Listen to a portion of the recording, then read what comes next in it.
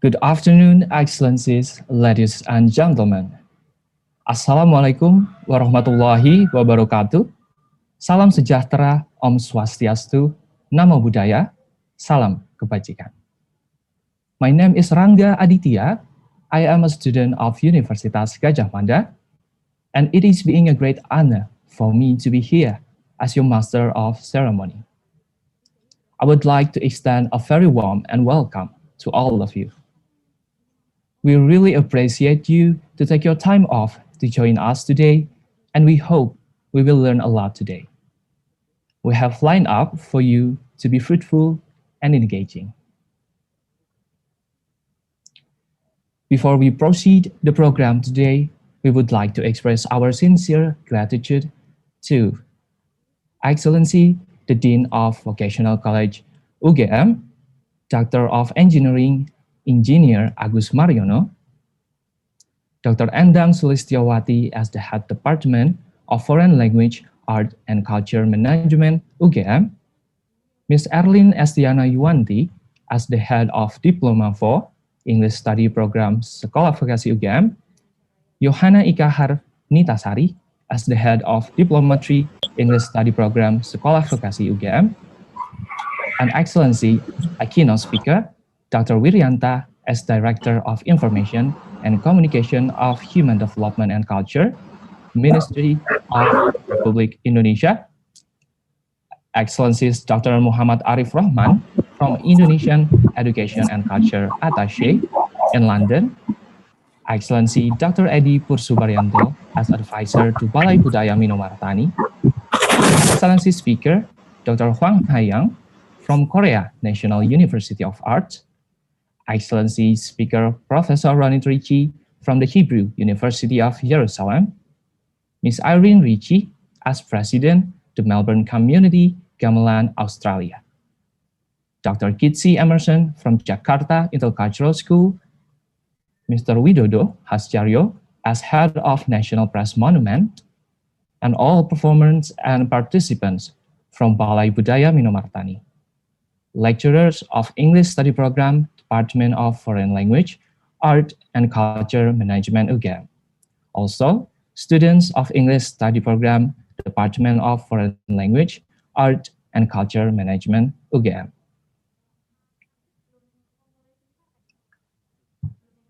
Welcome to the second international virtual seminar performance on Wayang, Translating, Transforming Wayang, Changes and Development. In conjunction with the 11th anniversary of Vocational College Universitas Gadjah Mada and the second Mawayang Festival to celebrate the world's Wayang Day, we cordially hold the second international seminar on Wayang 2020. And this event has also several aims to actively participate in preserving Wayang and developing Wayang performance, provide a virtual stage to elaborate Wayang from academic perspectives, support traditional art performance during global pandemic, foster community engagement, to provide opportunities for the student to organize cultural virtual event as part of class practical assignment, MICE event management course, and Indonesian culture promotion course. Contribute as a cultural medium in character building and mental education for today's generation, and provide an inspiring dialectical media between academics, practitioners, partners, and the public for knowledge sharing and idea exchanges about the dynamic of Wayang. And strengthen friendship, networks, and collaboration between UGM and local and international partners. Before we start the function, I will remind you that we have several rules that has to be followed. For the House of Rules are: the first committee recorded the entire webinar session. And the second, webinar participants are requested to turn off the microphone. Third, participants are requested to not interrupt the speaker when the speakers are delivering the material. Fourth, participants are allowed to ask questions by writing in the chat box Zoom or YouTube live comment column. Fifth, at the end of session, participants will be given a link to fill out an evaluation survey to get an electronic certification. And I will also remind you that we provide translation from English to Indonesia in the chat box below, simultaneously translated by Gabriela Christi Adventa, Pita Lokasari, Mega Octavia, and Nabila Fauzia.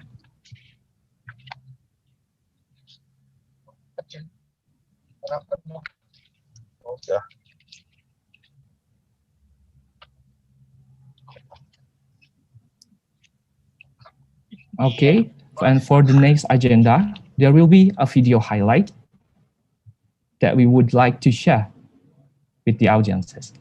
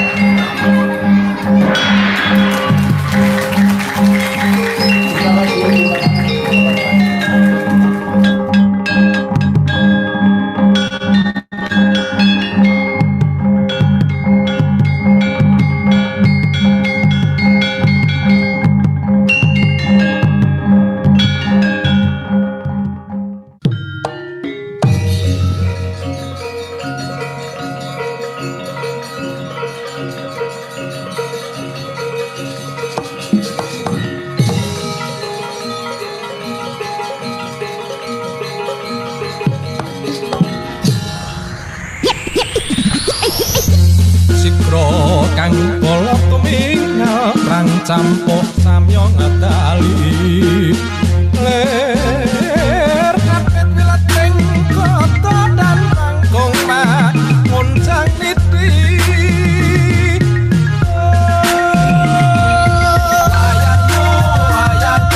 wayang kita semua senimu seniku budaya Indonesia jagalah selalu hingga di ujung masa tak perlu kau malu dunia mengaguminya.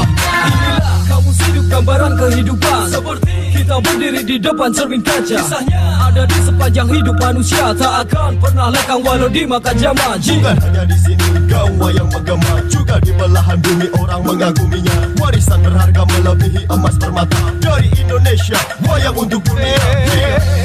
jang sangat cimicil hatinya ngadali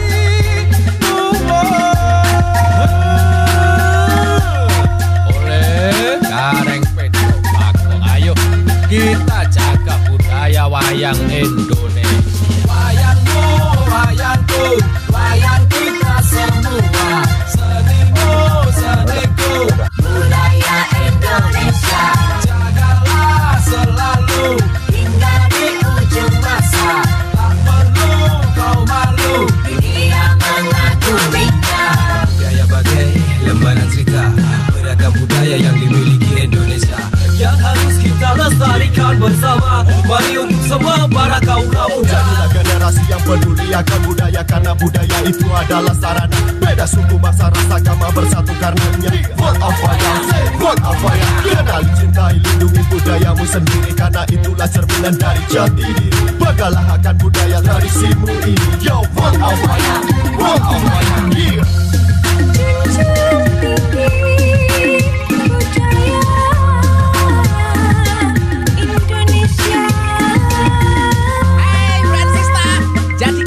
Budaya kita sebagai cermin dan kepribadian, karena harga diri sebuah bangsa itu bisa dilihat dari seni dan budayanya. Oke?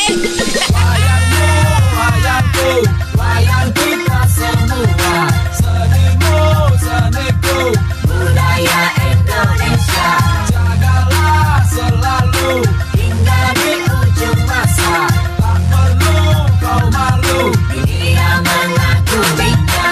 Wayangmu, wayangku, wayang kita semua senimu, seniku budaya Indonesia jagalah selalu hingga di ujung masa tak perlu kau malu dunia mengaguminya. Wayangmu, wayangku, wayang kita semua senimu, seniku budaya Indonesia jagalah selalu hingga di ujung masa tak perlu kau malu dunia mengaguminya. Budaya bagai lembaran cerita beragam budaya yang dimiliki Indonesia yang harus kita lestarikan bersama. Mari untuk semua para kaum muda. Jadilah generasi yang peduli akan budaya, karena budaya itu adalah sarana beda suku, bangsa, ras, agama bersatu karenanya. Vote of Wayang, vote of Wayang. Kenali, cintai, lindungi budayamu sendiri, karena itulah cerminan dari jati diri. Bagalah akan budaya tradisimu ini. Yo, vote of Wayang, vote of Wayang. Yeah.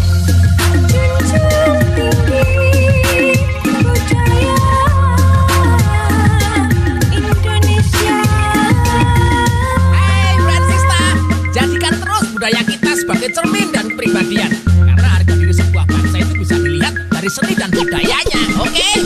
Wayangmu, wayangku, wayang kita semua senimu, seniku budaya Indonesia jagalah selalu hingga di ujung masa tak perlu kau malu dunia mengaguminya. Wayangmu, wayangku, wayang kita semua senimu, seniku budaya Indonesia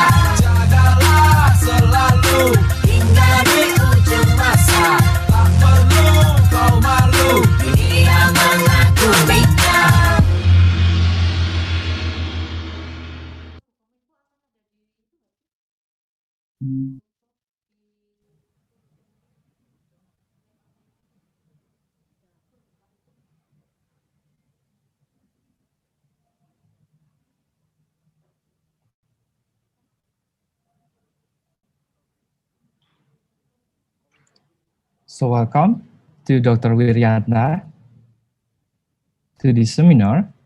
So Dr. Wiryanta as a Director of Information of Communication of Human Development and Culture, Ministry of Communication and Informatics, Republic of Indonesia. Welcome and thank you very much to be able to attend to this seminar.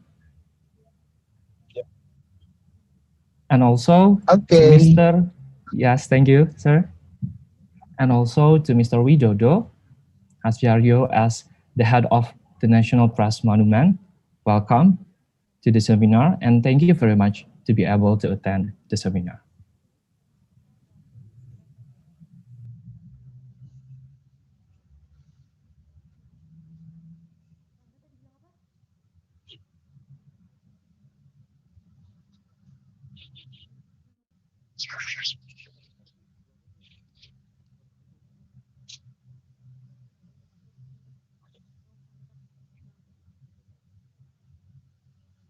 Mas, mic kita udah dibuka ya, Mas? Udah. Gambar juga udah ya? Oke.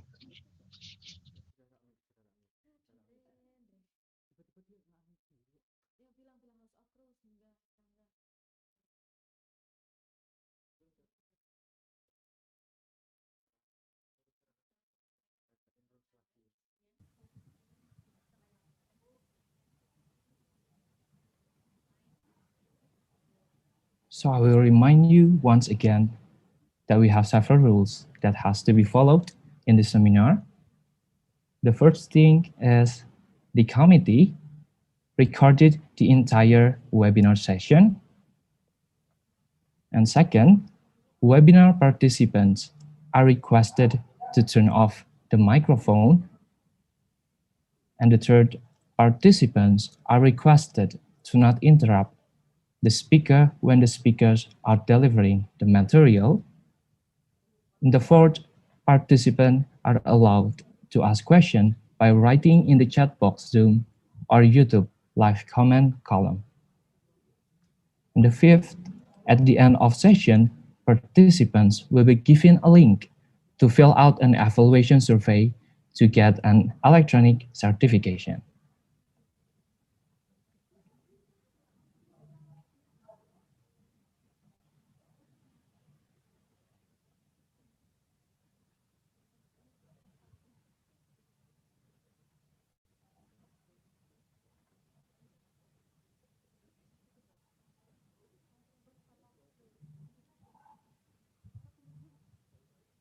So thank you to all audiences that has been participate in this seminar. This seminar is a collaboration project for the practical assignment by MICE Event Management course UGM and Indonesian Culture Promotion course UGM. And also welcome to the excellency speaker, Dr. Hwang from Korea National University of Arts. Thank you for attending to this seminar.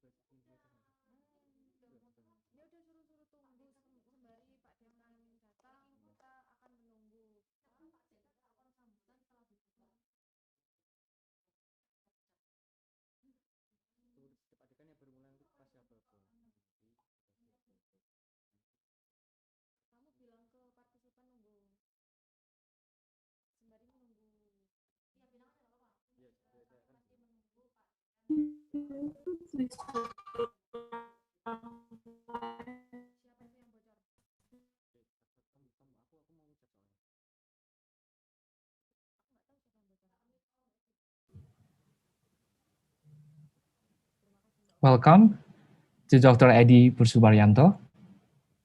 Thank you for attending to this seminar.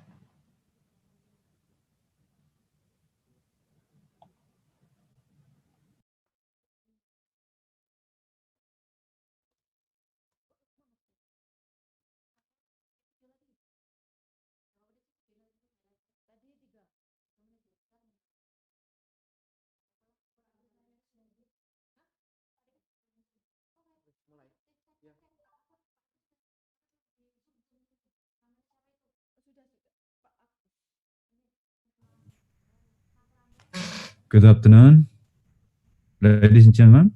Selamat siang, Bapak Ibu sekalian. Ya,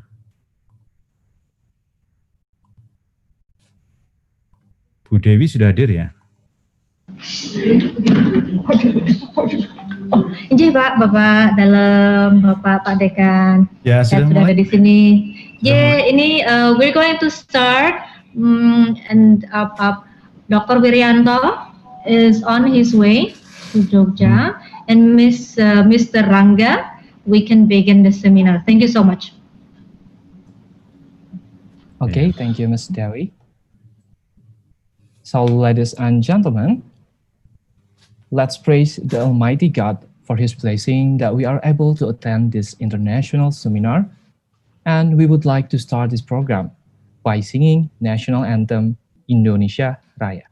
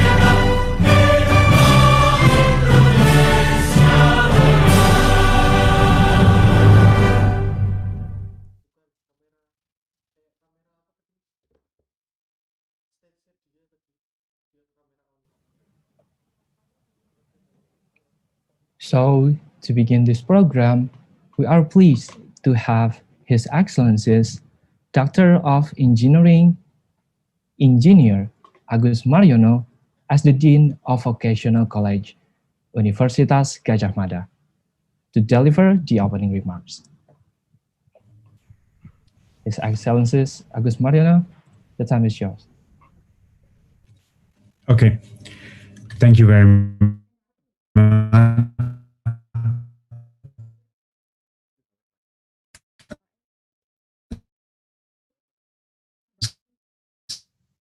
Assalamualaikum warahmatullahi wabarakatuh.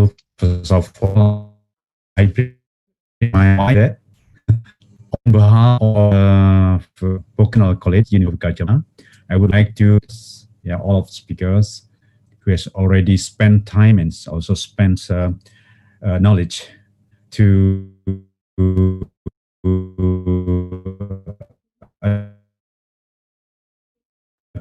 attend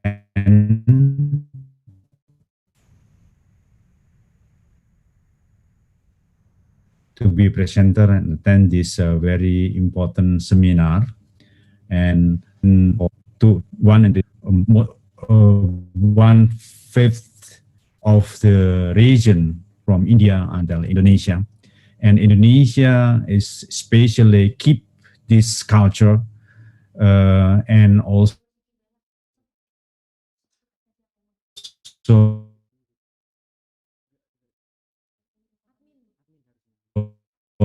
the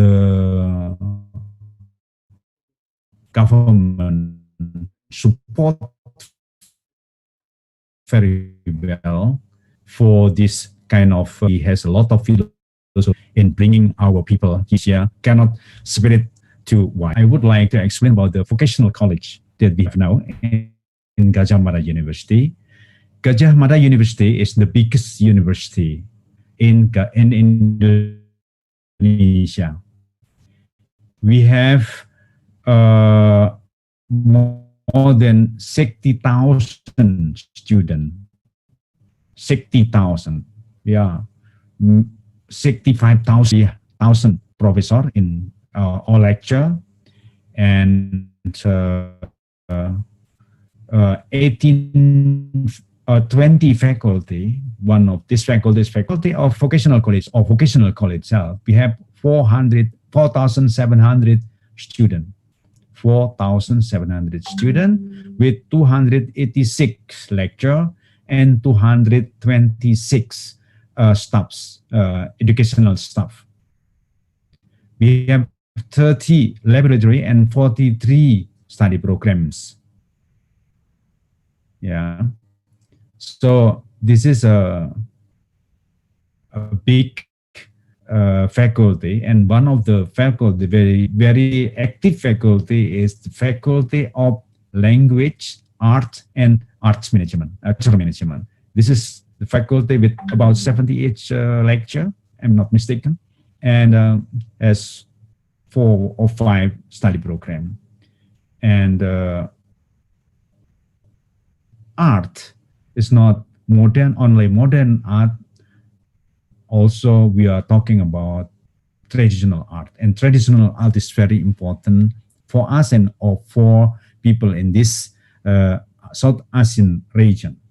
So I think this seminar is very important, and I support very much for a fruitful result of this seminar. And I say to Miss Dewi Cahya Ambarwati to collect the result of this seminar and send as soon as possible to our network, yeah, thousands of polytechnic in Indonesia, and also university that has a faculty of culture. I think it's very important.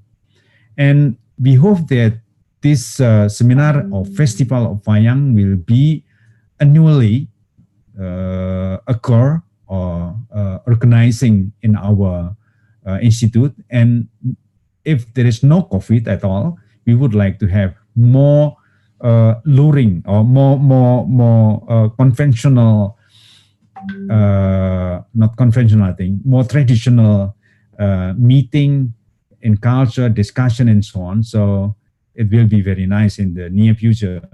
In 1 or 2 years after COVID, we will have more and more a special program in culture.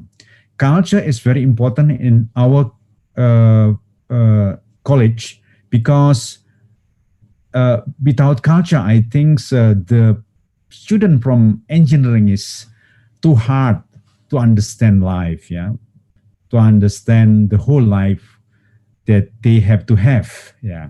So that way, the Department of Art, Language, Art, and Culture Management is very important in the vocational college in order to bring people, even they are from engineering, they have to understand about the whole life. It's not only hard science, but also soft science, soft skill, and also culture is very important. So I think that was what I want to say in the opening ceremony. And then let me open this seminar with Bismillahirrahmanirrahim. I open this seminar. Thank you very much. Assalamualaikum warahmatullahi wabarakatuh. I give it back to Mr. Ceremony. Mas Rangga, time to you. Waalaikumsalam warahmatullahi wabarakatuh. Assalamualaikum. Thank you so much, Mr. Yes. Arius Mariono, to deliver Thank you. a very warm and wonderful, also insightful speech. Okay, so for the next agenda, we are pleased to have Dr. Wiryanta as Director of Information and Communication of Human Development and Culture, Ministry of Communication and Informatics, Republic of Indonesia, to deliver the opening remarks. So Mr. Wiryanta, the time is yours. Pak Wiryanta, selamat pagi Pak, selamat siang Pak. Mohon maaf tadi saya belum menyebut, saya kira Bapak belum rawuh. Alhamdulillah, terima kasih Pak, sudah rawuh Bapak.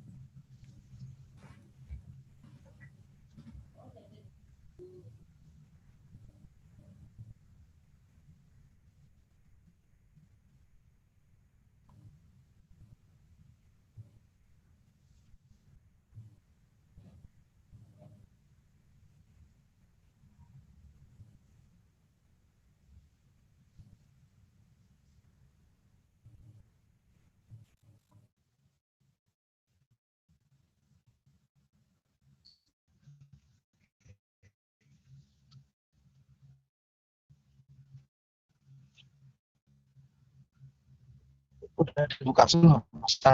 Minggir bisa enggak ya? Ya. Oke.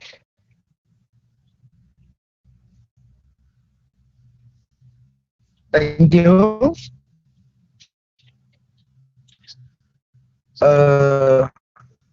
Before let me thanks to Dr. Agus Mariono, Dean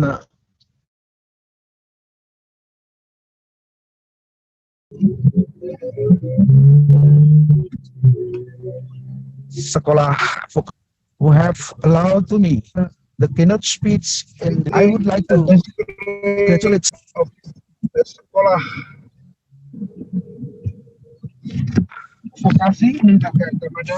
Vokasi Militer Mada institution in close partnership with the government as the Ministry of Communication and Information Technology. Izinkanlah saya menyampaikan keynote speech dalam bahasa Indonesia. Pertama, tentu saya ingin sampaikan terima kasih kepada Dr. Agus Mariono, Dekan Dekan Sekolah Vokasi Universitas Gadjah Mada. Terima kasih Pak. Dr. Hwang from Korea National University of Art. Dr. Eddy Pursubaryanto, advisor to Minomartani Art and Culture Center. Yang saya hormati Dr. Muhammad Arif Rokhman, Indonesian Education and Culture Attaché in London. Profesor Dr. Ronit Ritchie from the Hebrew University of Jerusalem.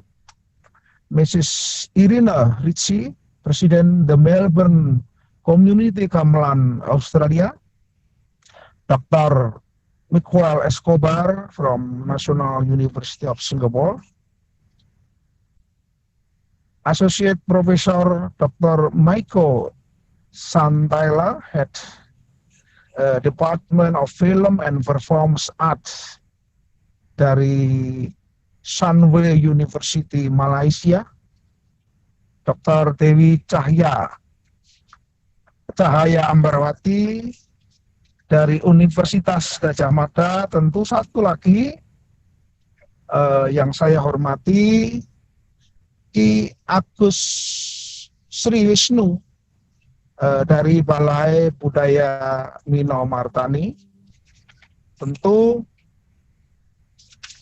pada kesempatan yang baik ini, saya,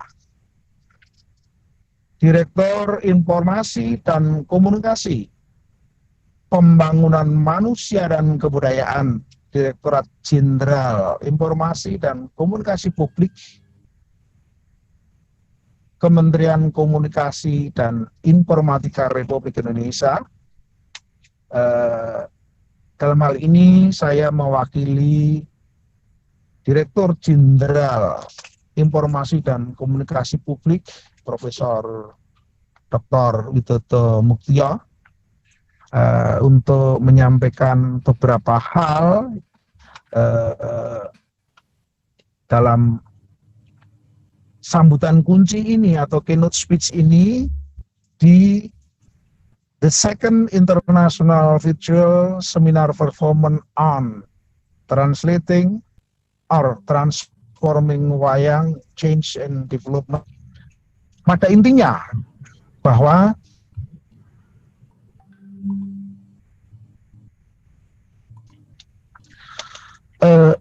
selamat kepada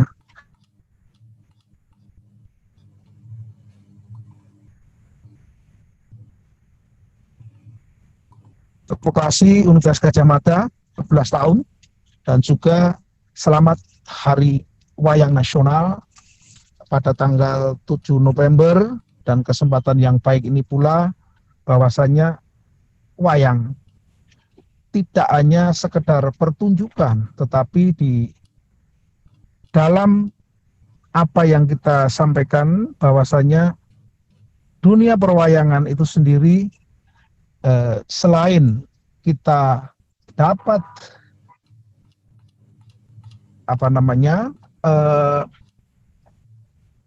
menjaga atau mempertahankan jati diri bangsa, dan juga dapat dipakai atau digunakan untuk melakukan transformasi sosial, dapat dipakai untuk menyebarkan informasi-informasi pembangunan yang dapat mengubah perilaku masyarakat, dalam konteks ini masyarakat Indonesia. Sebagaimana ya saya ingin sampaikan pada kesempatan yang baik ini, Ministry of Communication and Information Technology itu telah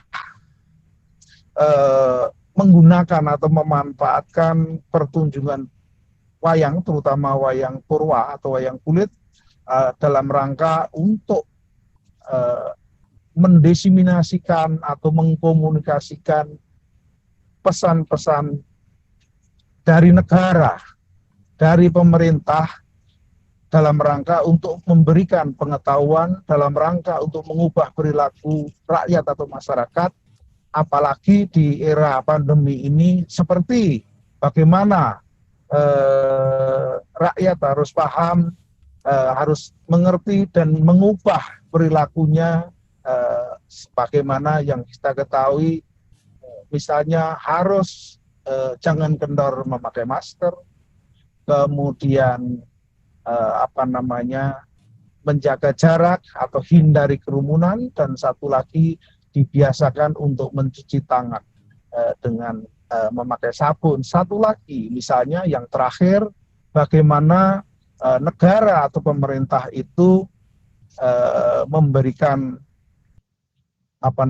informasi kepada rakyat, kepada masyarakatnya, melalui salah satu pertunjukannya adalah wayang purwa, bahwasanya negara atau pemerintah itu menyampaikan pesan bahwasanya vaksin untuk COVID-19 itu aman. Inilah yang sebetulnya pentingnya daripada wayang di dalam kehidupan kita sehari-hari, di samping untuk menjaga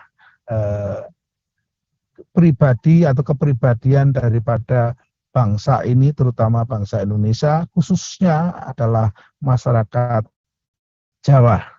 Saya kira itu satu atau dua patah kata sambutan kunci daripada kami dari Kementerian Komunikasi dan Informatika Republik Indonesia. Demikian, terima kasih. Wassalamualaikum warahmatullahi wabarakatuh. Salam sehat. Waalaikumsalam warahmatullahi wabarakatuh. Salam sehat, Bapak Wiryanta. Thank you for the wonderful remarks and the keynote speech. And also for the next session, we'll be having the very first session that will be led by our moderator, Welcome. Ms. Agnes Siwi Purwaning Tias. For the moderator, Ms. Siwi, the time is yours. Thank you very much, Mas Rangga. Good afternoon, ladies and gentlemen. My name is Agnes Siwi, and it's my pleasure to be a moderator for today's event. I'd like to welcome you today to the second international seminar performance on Wayang. And the theme for the seminar is Transforming Wayang, Changes and Development. As you can see in that, Wayang performance has undergone some changes to adapt to the trends, to reach younger audience, and also to adapt to the global pandemic situation. And in these 2-day seminars, we will hear some interesting results, thoughts, or ideas about the changes and development in Wayang performance. So, ladies and gentlemen, as stated in the agenda, we have 4 great speakers here today. In the first session, we will have Dr. Hwang from Korea National University of Arts discussing looking at Wayang from the perspective of theater, and Dr. Eddy Pursubaryanto delivering his talk on In Honor of Rice, the Myth of Goddess Sri. Ladies and gentlemen, I would like to introduce you to our first speaker today, Dr. Hwang. Hello, Dr. Hwang.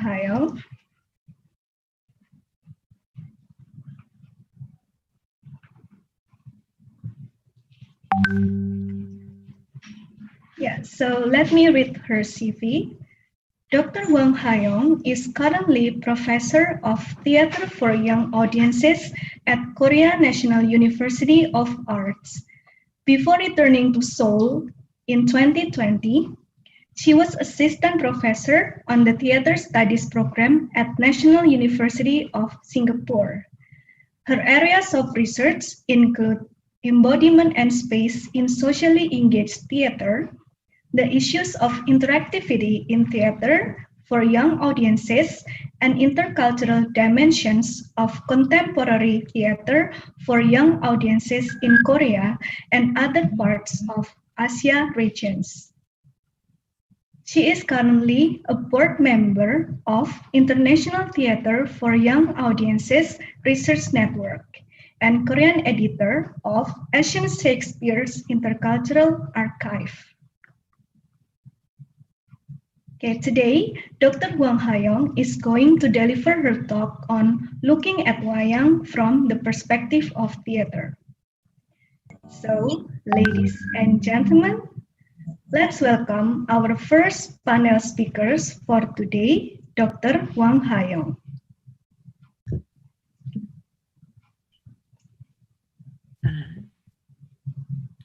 Thank you. Thank you for the introduction. Thank you. Very nice to meet you, and thank you so much for inviting me to this seminar. I'm very honored to have this opportunity to talk, considering that I got to know Wayang fairly recently through very generous introduction and guides of the great colleagues and friends I met in Jogja 2 years ago. Before I begin my talk, I can briefly introduce my research area. My research area is in theater, particularly improvisation in acting and theater for young audiences. In my area of research, theory and practice is always interconnected, in that one cannot stand without the other.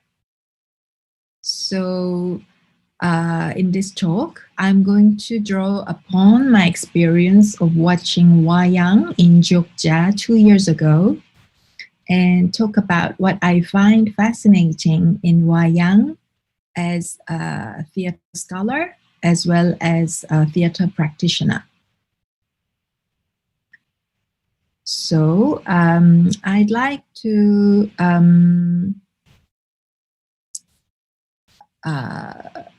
actually, just a moment, please.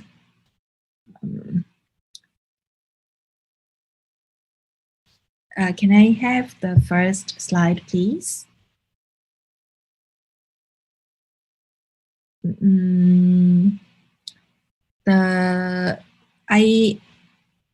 My first encounter with Wayang was 2 years ago.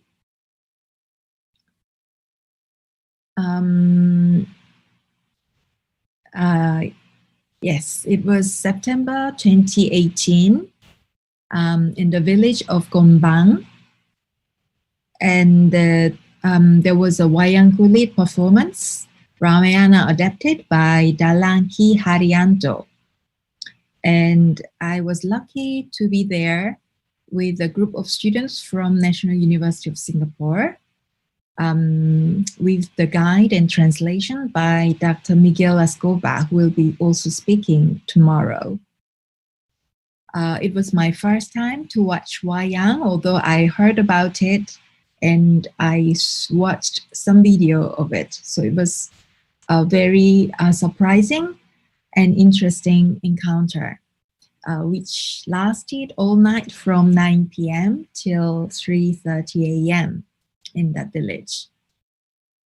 And the second encounter was in October 2018 at Wayang Council 2018, which was an event organized in tribute to Mbak Lydia. And it happened, the Wayang Council performance happened at Balai Budaya Minomartani. And I watched Kakarwa Kakarwaka by Ki Faisal Nur Singhi. And it was thanks to the guide by Dr. Eddy Pursubaryanto, who will be speaking soon. So I'm going to draw upon my 2 encounters with Wayang when I was staying in Jogja. To begin my talk, I'd like to start by bringing a historical perspective of theater written by Philip Zarrilli, who pays attention to pre-literate past to discover archaic forms of performance before theater, and also attempts to understand that oral performance is not just part of a past, but is a dynamic and adaptable performance that continue to evolve today.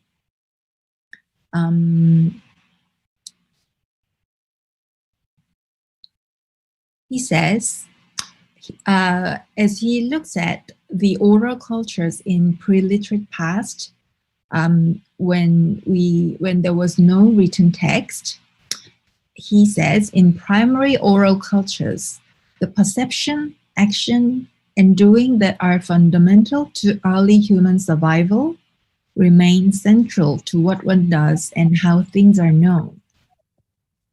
There are as yet no libraries because there was no written text.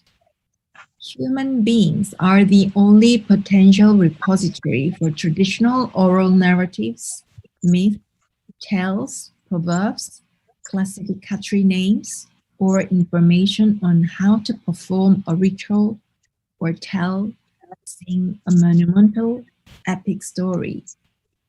So while we study history of theater, we rely on the written record of the past of theater.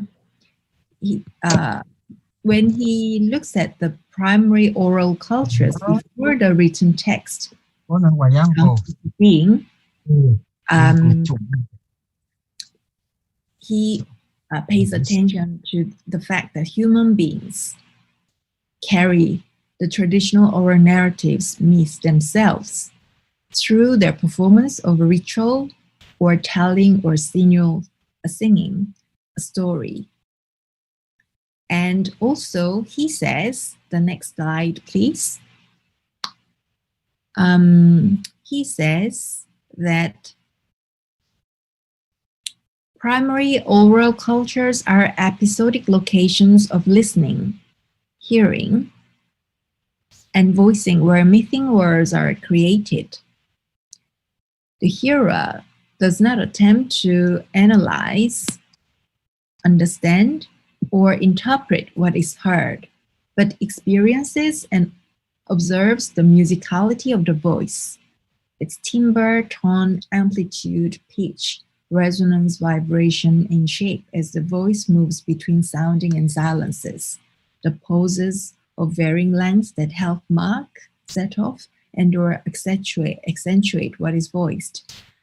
Here, reception is perception, not meaning. So there are these very sensory aspects emphasized in primary oral cultures. And instead of meaning, perception matters as human beings carry the performances of ritual or oral performances. And next, he doesn't only talk about oral performances, he also pays attention to the picture recitation by saying, just as listening is an episodic mode of communication that helps create a mythic world, so does seeing. Picture recitation, the telling of lengthy stories with pictures, exemplifies the central importance of images in some archaic performances. So just as listening is a very important mode of communication, seeing also is an important mode of communication. And we can see how stories were told with pictures. And Zarelli picks up the example of Wayang Beber. So the next,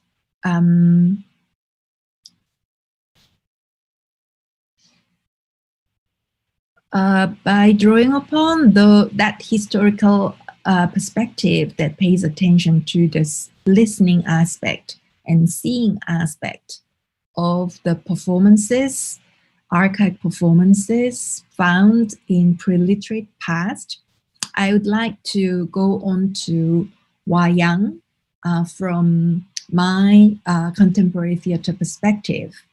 But before looking at Wayang, from my perspective, I'd like to point out some of the important points that can be emphasized from theater perspective. First, I quote Christopher Baum, who says, "Theater does not demand does demand the imaginative collusion of spectators and performers." In the 1960s, the theater critic and translator Eric Bentley described this collusion by means of a famous formula: A impersonates B while C looks on. This bedrock equation is predicated on the assumption that the performer's activity is essentially role-playing, impersonation, pretending to be another person. The spectator's activity is the willing suspension of disbelief and acceptance of the make-believe. Here, Christopher Baum emphasizes the aspects of make-believe and how willing suspension of disbelief operates in theater, because there is the aspect of impersonation, which is role-playing. So in the encounters between spectators and performers, there is that imaginative aspects which matters in theater. And next, I can also bring Liebler's point, which is in theater, we are always in the realm of as if, of semblance or resemblance. So there is this between the actors and spectators, and also there's that realm of as if.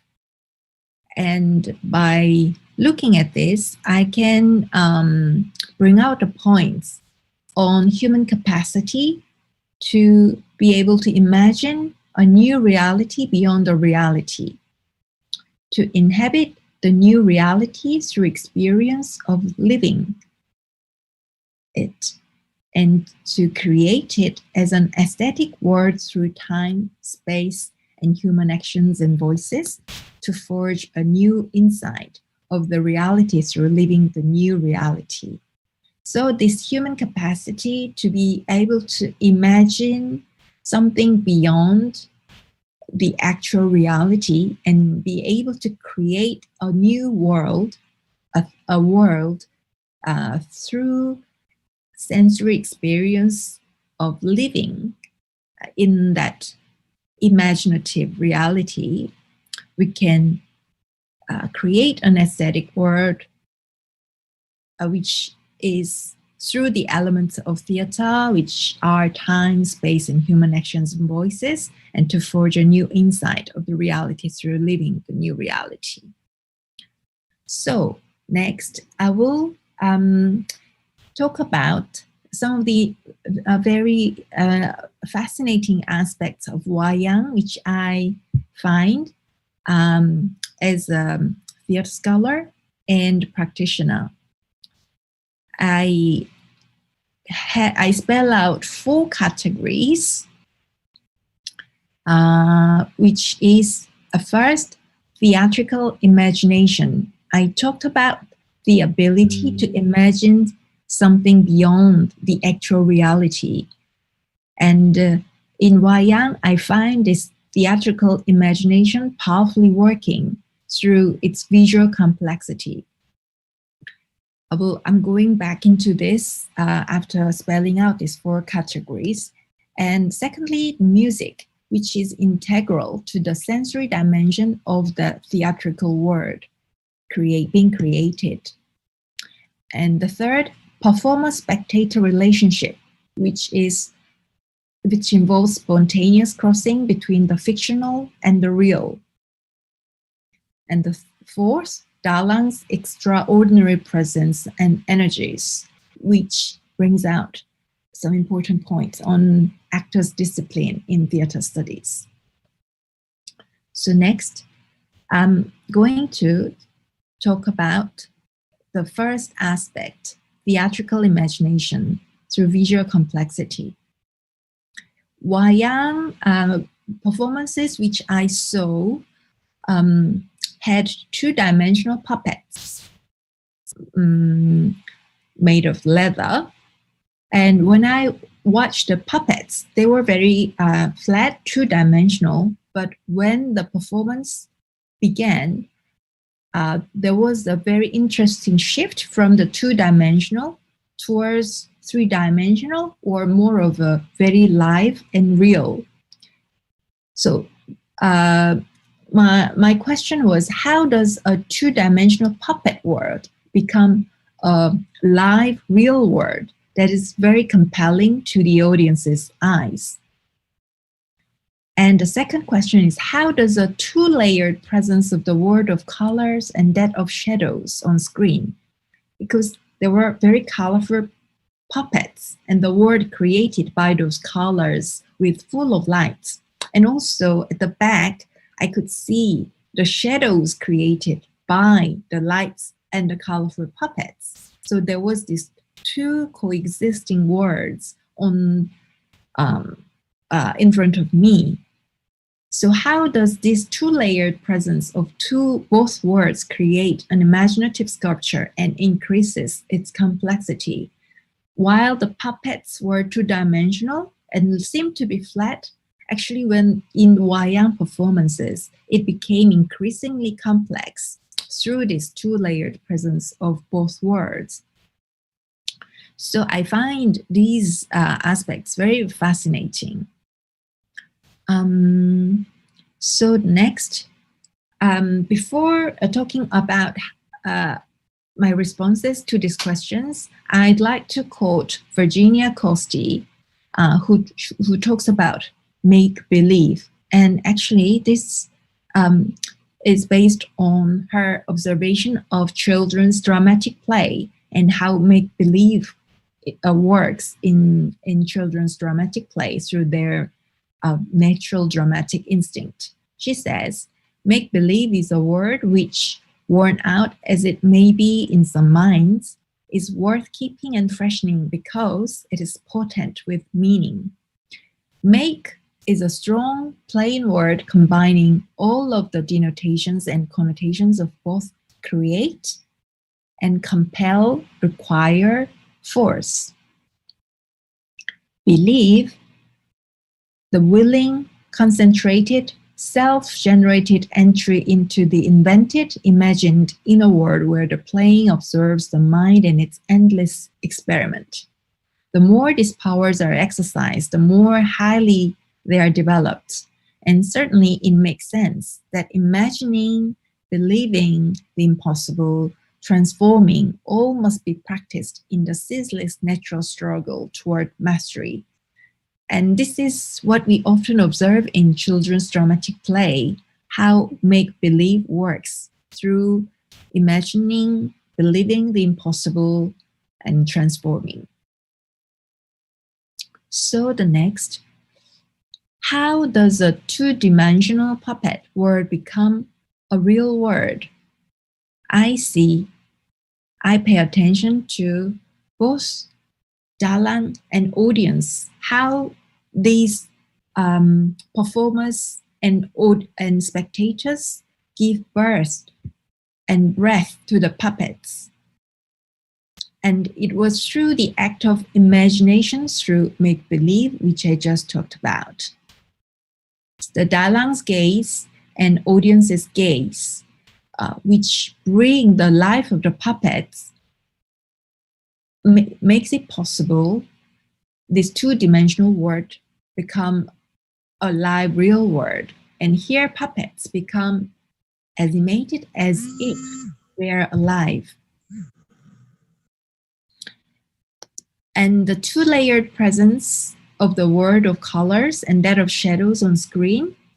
And this is a very interesting coexistence of a colorful world full of very bright lights and the black and white world emerging through shadows of those colorful puppets.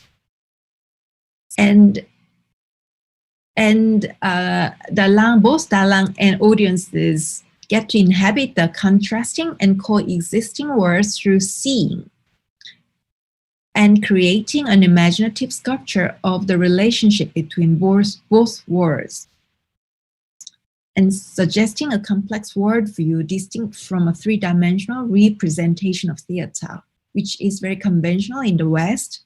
So instead of a three-dimensional representation of reality in theater, this two-dimensional world and the two coexisting worlds contrasting with colors and shadows create a very interesting relationship between these two worlds and create a almost sculptural world which cannot be seen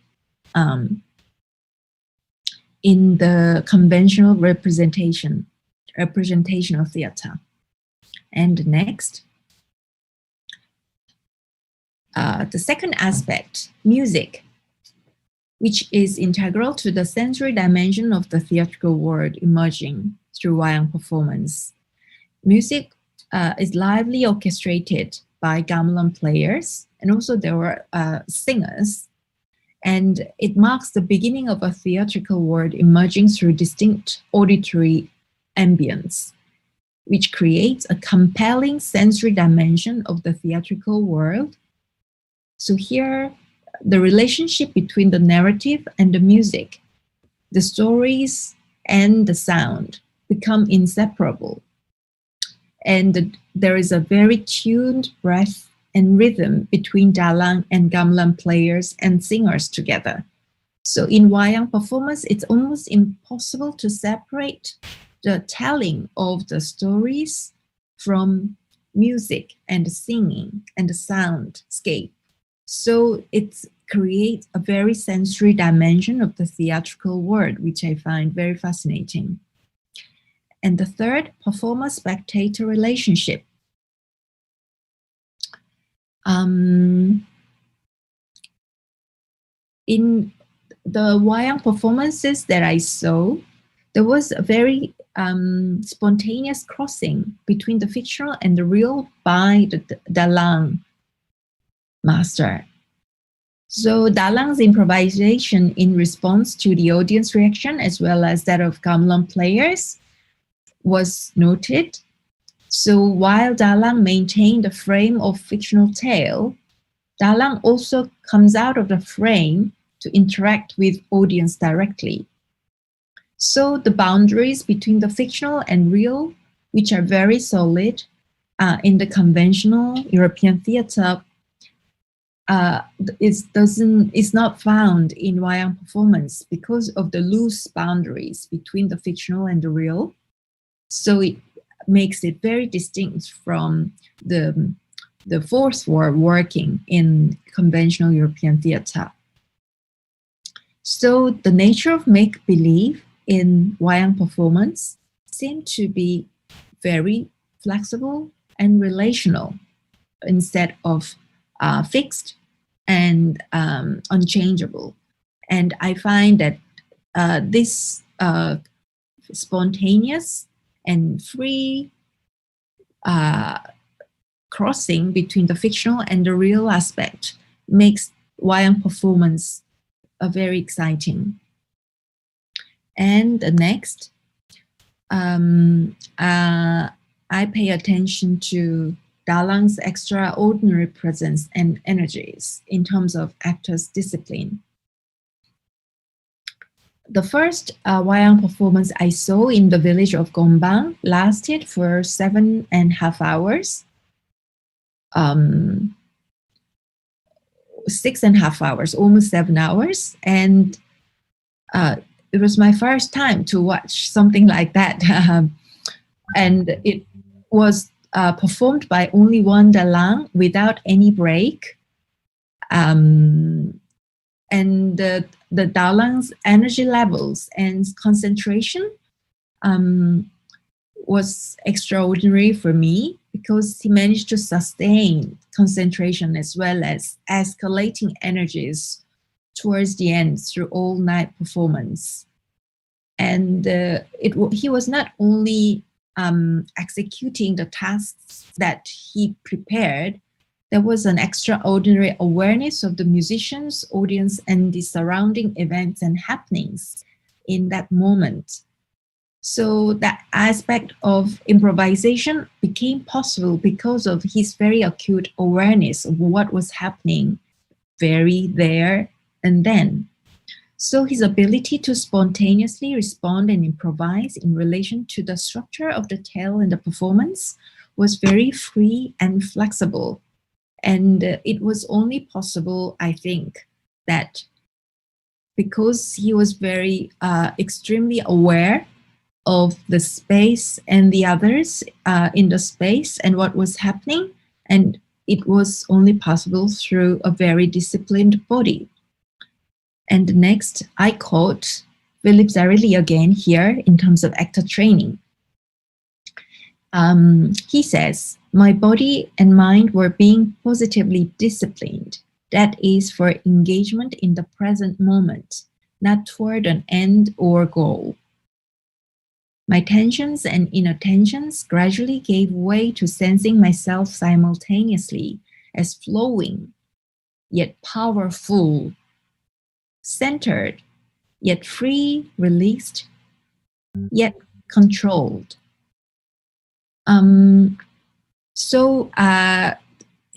In terms of discipline, it is aiming towards a state of the body and mind which enables the body to flow, but powerful and centered, free, but also controlled. So the Dalang's ability to carry out those energy levels throughout the performance made me think about what kind of disciplines made it possible to perform such an extraordinary performance. And here I quote Grotowski, who says, creativity, next please, and the next slide, I think. I'm sorry to interrupt, Dr. Yong. So you still have 5 minutes for the presentation. Okay, thank you. Thank you. Okay, 2 slides forward, please.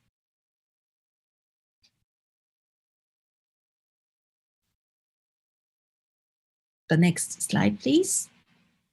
Creativity, especially where acting is concerned, is boundless sincerity, yet discipline, articulated through science.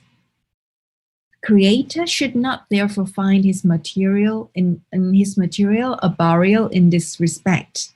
And as the actor's material is his own body, he should be trained to obey, to be pliable, to respond positively to psychic impulses, as if it did not exist during the moment of creation, by which we mean it does not offer any resistance. Spontaneity and discipline are the basic aspects of an actor's work, and they require a methodical key. So, as we see in Grotowski and Zarelli's words, in terms of acting and the state of the body and mind in actor through disciplines, we see that coexistence of centered and flowy and disciplined and released, and creativity comes out through in this merge. And here I find in Wayang performances, in the performance of Dalang, I got very interested in what kind of discipline process Dalang goes through to be able to carry out such a level of concentration energies throughout the performance. So the next, to go back to the 4 aspects of Wayang that I pointed out in terms of the theatrical imagination, which makes the 2-dimensional puppet world become a very live, real world through the act of imagination and transformation, and the 2-layered worlds coexisting in our relationship to the performance. These are very important and unique aspects of theatrical imagination embedded in Wayang performance, I think. And also the aspect of music and storytelling working together through that orchestration and the harmonious rhythm between Dalang and gamelan players and singers were also important. And also I find that the spontaneity Dalang shows in terms of crossing the fictional and the real back and forth, as well as Dalang's extraordinary energies that sustain the concentrations throughout the all-night performance. Very interesting to look at from a theater perspective. To conclude, I quote Zarli once again that he says, serious listening and or seeing characterize many archaic modes of performance which engage the spectator's senses directly and help create one's relationship to the world understood through myths, not history. So here, through very sensory acts of listening and seeing, which engaging the spectator's body directly enables one's relationship to the world being created through their understanding through myths. He also says theater is not one thing, but rather a complex set of human communicative activities involving its thus practice of ritual, fundamental human desires to imitate, play, imagine, and structure our experience. So I find in Wayang that there is a new perspective of theater emerging through these aspects, and I'd like to continue to investigate these aspects as I continue my research. And the last slide is the references that I used, and thank you so much for listening. Thank you. Thank you so much, Dr. Hwang for the interesting discussion.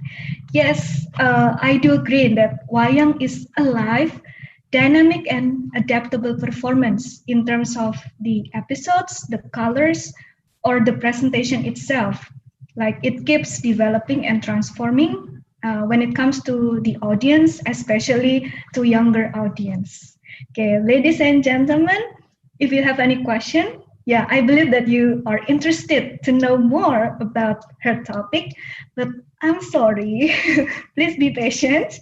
Ladies and gentlemen, you may ask the questions after the second panel presentation. Okay, so now we're going to proceed to the next agenda. Okay, so our next agenda is the second panel presentation, which will be delivered by Dr. Eddy Pursubaryanto from Balai Budaya Minomartani. And the topic of the talk is in honor of Rice, the myth of Goddess Sri. So first of all, let me introduce our second speaker, Dr. Eddy Pursubaryanto. So Dr. Eddy Pursubaryanto, or Pak Eddy, is an independent researcher who actively studies and has written numbers of publications as well as given talks on Wayang and Gamelan, which I cannot read one by one as it might take the whole day to read all of them. But maybe if you are interested to know more in details, you may ask questions after the event. Okay, and Pak Eddy is also a puppeteer who has performed in a lot of Wayang performances in Japanese and English languages since 1981. And he has visited many countries, including Australia, Malaysia, Russia, and the United States of America, and many more countries to go to have Wayang performances. And having lots of experience in Wayang and Gamelan, Dr. Eddy Pursubaryanto also shares the knowledge to the young generation by becoming Wayang and Gamelan workshop instructor, even for international students, such as students from Ho Chi Minh Vietnam National University, students from National University of Singapore, and Shiva Manohari School of Performing Arts, Canada. And Pak Eddy was also a lecturer in English Letters and American Studies of Universitas Gadjah Mada. So, ladies and gentlemen, I will invite our second panel speakers for today, Dr. Eddy Pursubaryanto. Time is yours.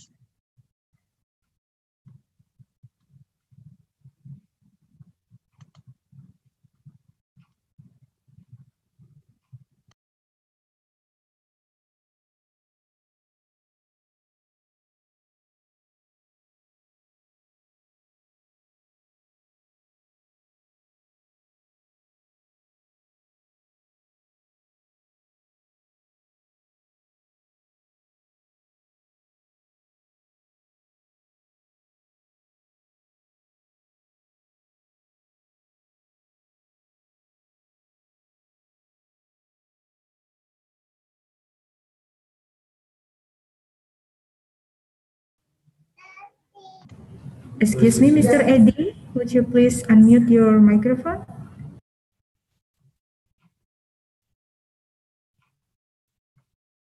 Okay. Yeah. Okay.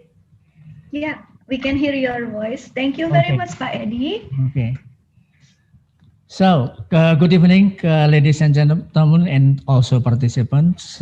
Thanks a lot to invite me to this virtual seminar. But before I go on, I would like to say hello to my colleague, Professor Hwang from Korea National University, to also to Mr. Arif Rokhman, the Education and Cultural Attaché in the Embassy of Indonesia in London. Also, my colleague, Professor Ronit Ritchie from the Hebrew University of Jerusalem. My friend, Ibu Irene Ritchie from the Melbourne Community Gamelan in Australia. And Mas Miguel Escobar from National University of Singapore, Mas Mayco Santaella from Sunway University, Malaysia, and friends from Gajah Mada, Mbak Dewi, and also Bapak Agus Mariono from Universitas Gajah Mada. And also very special hello from my friends from Kecubung Sakti. Kecubung Sakti is a group, a gamelan group, which is going to accompany my performance tomorrow evening. And also to Dr. Wiryanto, the representative from Kemkominfo, Jakarta. Terima kasih for coming. But then, where do I begin?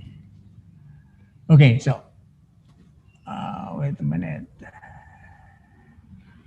Yes, I would like to begin to make up a same perspective from me and the audience. I would like to start with the beginning of is folklore. What is folklore? Folklore is a group-oriented and tradition-based creation of groups or individual reflecting the expectation of the community as an adequate expression of its culture and social identity. Its standards and values are transmitted orally by imitation by other means. Its form include, among others, language, literature, music, dance, games, mythology, rituals, and so on. This is from UNESCO 1985. Why should I mention this? Because I'm going to talk about Dewi Sri. When we talk about Dewi Sri, then we talk about the myth. Okay, then now, what is myth? Myth is the imaginative fiction of the minds of the ancient natives of a country who believed that there were some kind of nature gods who were involved in the creation, maintenance, and destruction of the world, and in some way, they also influence the social life of the people. Thus, they formulated imaginative stories about nature gods and started worshipping them in their own style by offering and sacrifices of such animals, which they themselves used to eat. So this is a definition, one definition from Saraswati. Of course, there are more definition about myth, but I just quoted one here. So, in a simple way, myths are stories.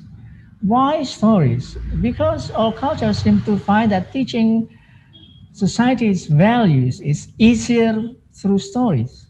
People like stories. So, and these stories are very interesting, okay? Then through straightforward lecturing, which people sometimes often dislike or ignore. Okay.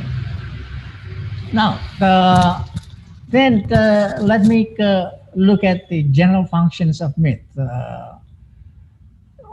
One, the function of the general function of myth is to satisfy the desire of mortals, okay, or human beings to transcend, go beyond their mundane world.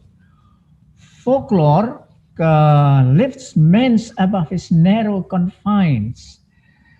In some myths, the heroes visit the other world. In the legends, ordinary folk are taken to fairyland. And in the Martian, the youngest son or daughter of a peasant family makes a royal marriage. Then this is the second function of myth. Mythic narratives and explanatory episodes in other kinds of folk tales answer men's perennial questions. Perennial questions, I mean. How did the world begin? Who created man? Who created the animal and the plants? And so on and so on.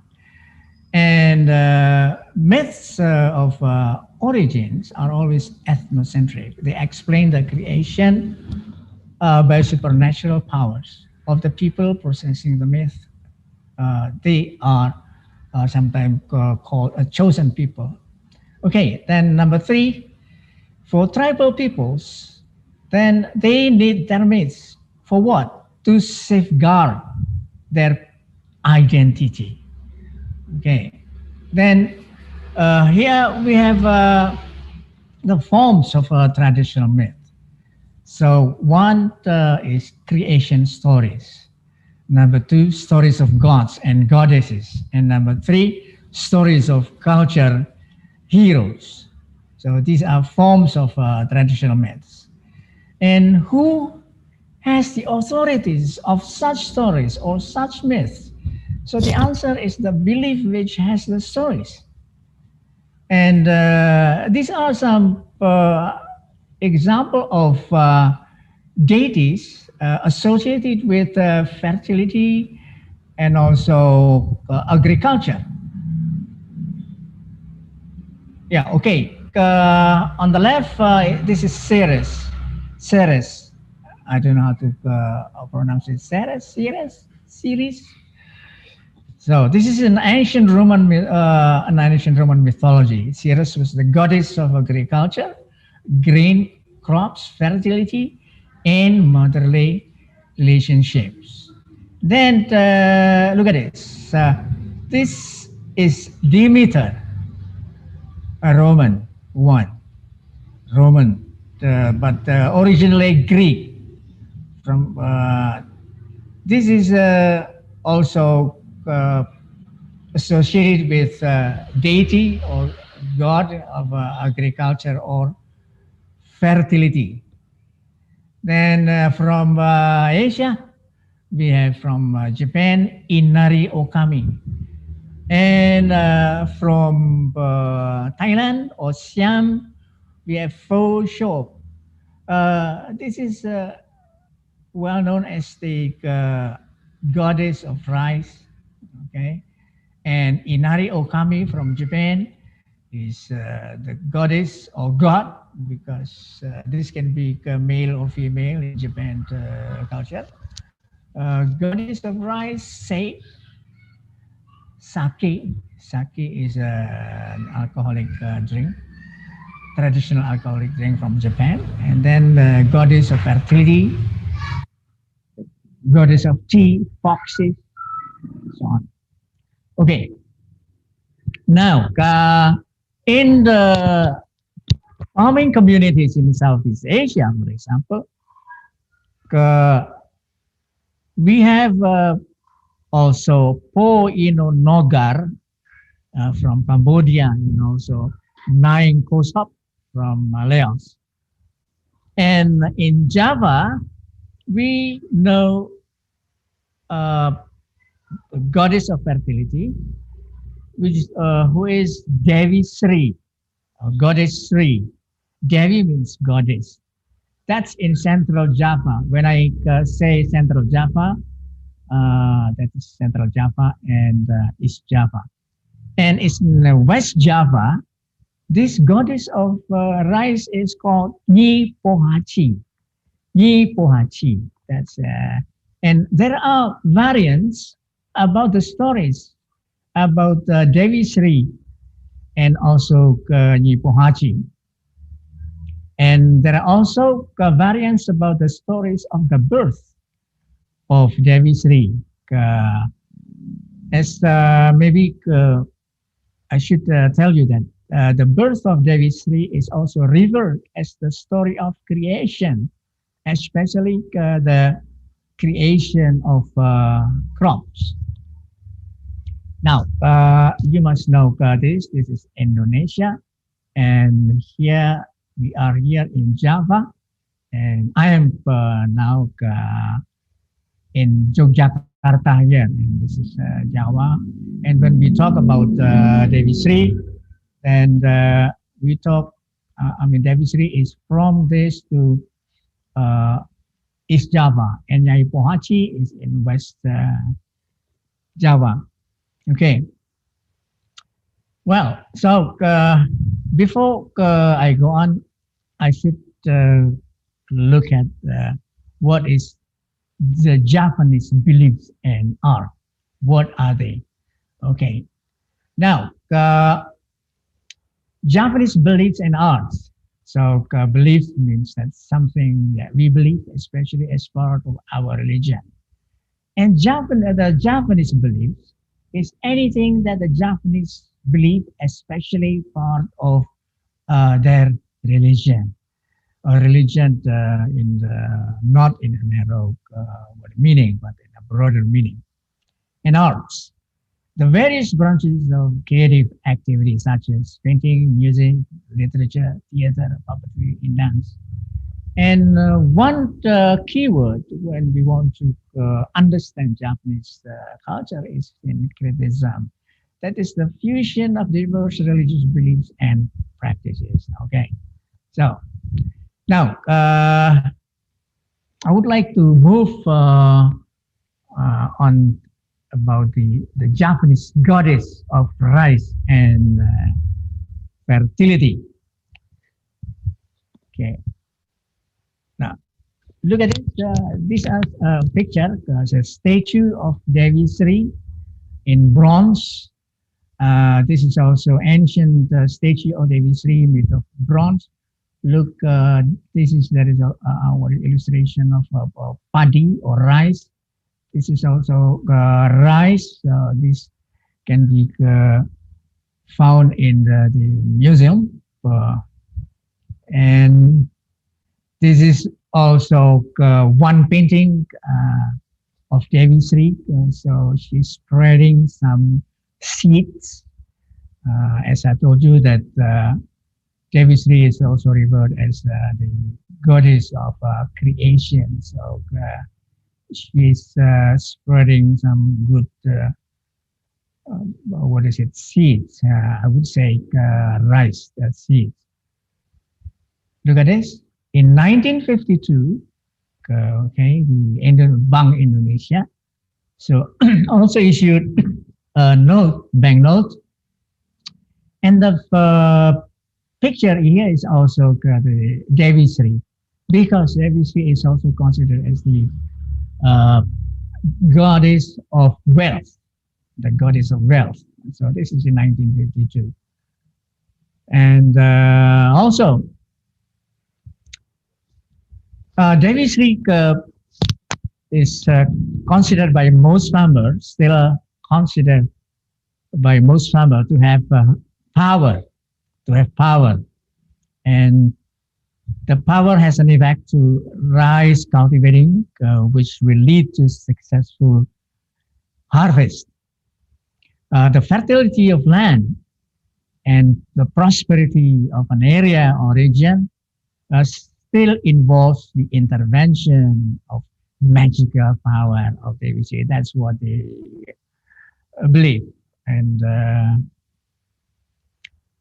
Dewi Sri, as a mythical figure in some of the agricultural communities in Indonesia, is mostly popular in Java and also in Bali.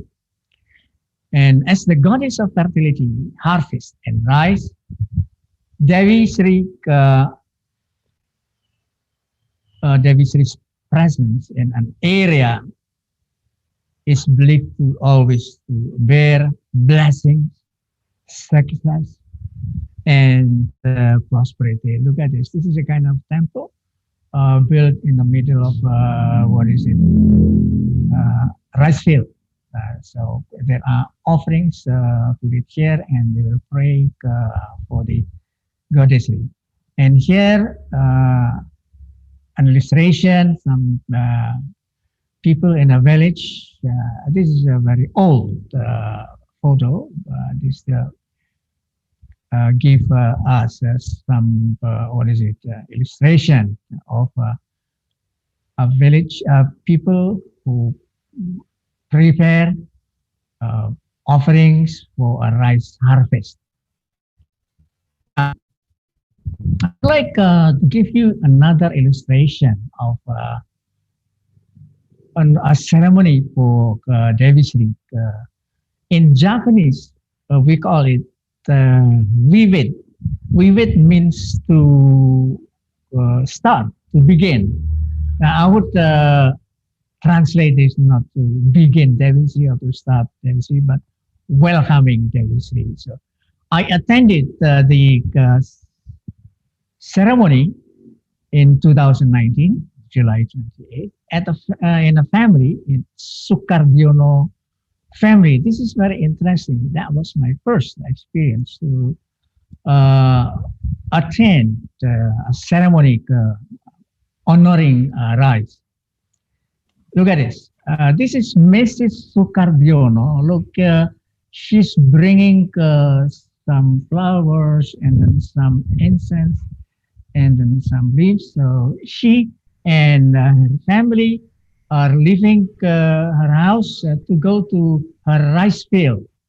Hi, Eddy, I'm sorry to interrupt.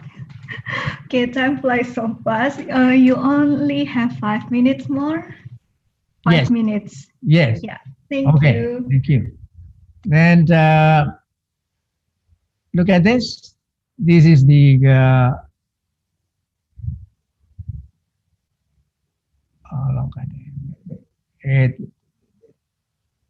offerings, and then the preparation, and then look at this, praying in the rice fields, and then look at this. This is equipments to cut the rice, and Mrs. Sukardiono is making a doll from the paddy who is ready to harvest, and then also the paddy leaves. Look at this. This is the doll of Dewi Sri, and he is Mrs. Sukardiono's son is going to take Miss Dewi Sri to her house. Okay, so of course there are also prayers, mantras in Japanese language, but I would not recite this here.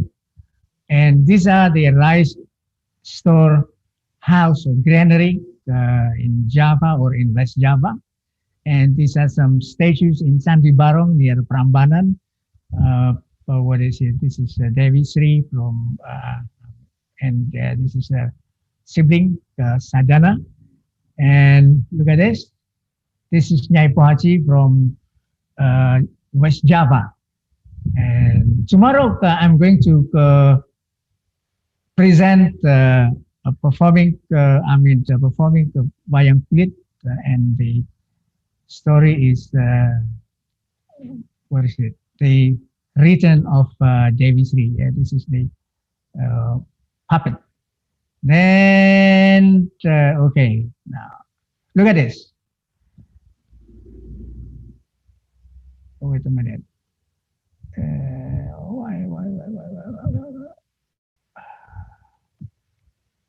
Wait a minute. Nothing.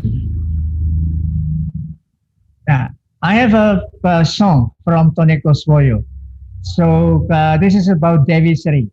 Look, what a lush yellow ripening body fat. As far as the eye can see, Dewi Sri, like an angel who is singing, accompanied by a morning breeze. Dewi Sri, I will always flow clean water for you, Dewi Sri, because I want you to recite here. This is the Indonesian.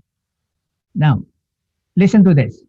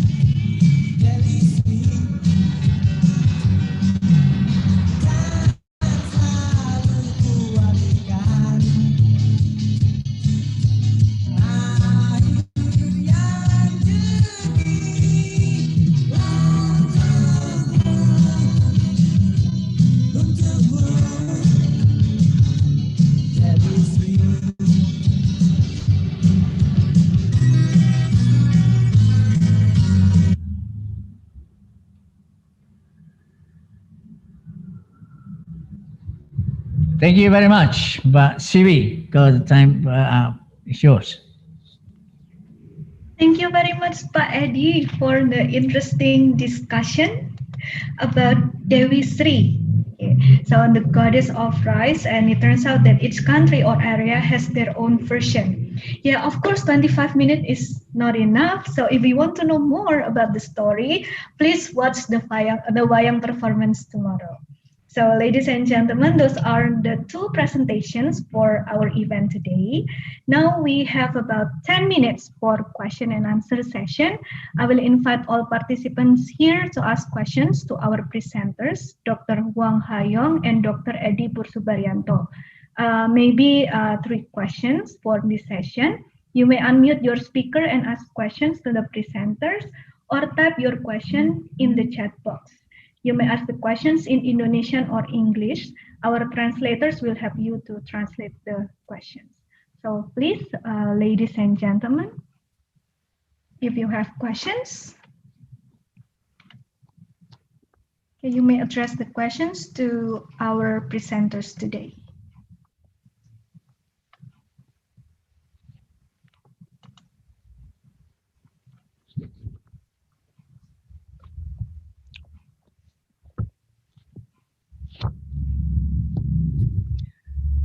If anyone wants to ask questions, you may. Oh, Dr. Young, please. Yeah, can I ask a question to Pak Eddy, please? Sure. Sure. The song you played for us, it seems it was from 1987. Yes. Is it a popular song in Indonesia? And what is the relationship between the creation of this popular song and the myth of Dewi Sri? Okay. Hwang. Okay, shall I answer this now, Mbak Siwi? Okay, so maybe we may invite the participants to ask questions, maybe 3, and after that, all presenters may answer the questions. Is there any other questions from the? Yeah. Oh yes, please, from Ibu Utari Nur Permadi. Yeah. Yes. Thank please, you very much. I would like to ask questions to Dr. Hwang and Pak Eddy.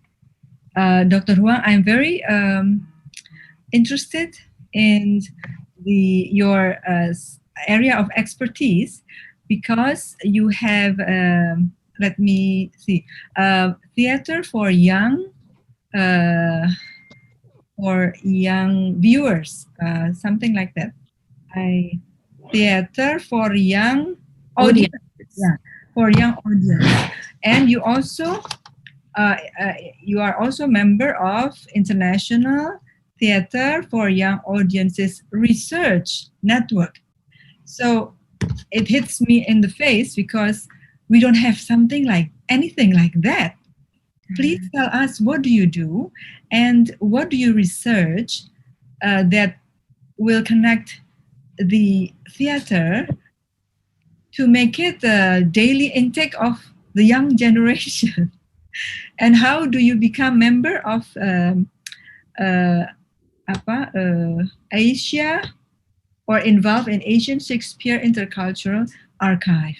That's for Dr. Hwang. So thank you very much for coming. And also for Pak Eddy, I'm intrigued because in Indonesia has a large or major agricultural based traditions. Mostly the traditions that I know in my short decades of life, only celebrating the bountiful harvest. I only know the Dayak people that have the tradition to start the planting of rice by depicting many enemies of rice, probably as a tutorial how to make your harvest a blessed one or a good one. So, but in Thailand and Cambodia, they have a very huge royal plowing ceremony to start the activity of planting the rice, which is very important for their daily consumption. So why is Indonesia, it is heavy in celebration, not in the preparation and not in the meticulous preparation of planting the rice? Thank you very much. And I hope somehow I can have, is it possible to have your materials, because I teach social skills and appreciation of arts for students of university who are not in arts. Thank you very much. Okay, thank you very much, Bu Utari.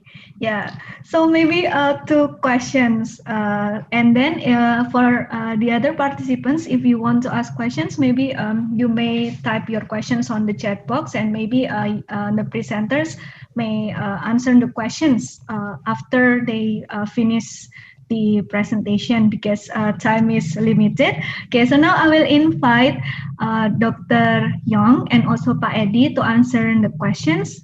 Maybe I will start from Pak Eddy. I think Dr. Hwang first. Okay, Dr. Hwang, please. Okay, thank you for your interest in my area. Actually, in today's talk, I didn't really project my expertise as such. I teach theater for young audiences for postgraduate students at drama school here. We have a 3-year program for postgraduate students. So theater for young audiences is growing in Korea, as well as I think in other parts of the world. You asked me what I do and what I research. So, I mean, I do both practice and research. In terms of practice, I mean, I, with my colleagues, create theater for children and teenagers. And these days, we create theater for the very young aged, from 0 to 24 months as well. So we are specialized in making theater for this particular age groups.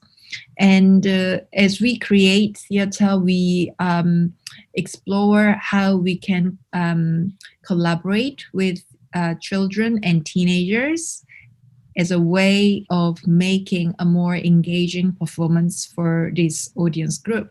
So instead of projecting the adults' perspectives about what they should watch, we are trying to collaborate with young people to project their interest. So there's this a lot of collaboration process going on between the theater makers and the young audiences in the process of making theater.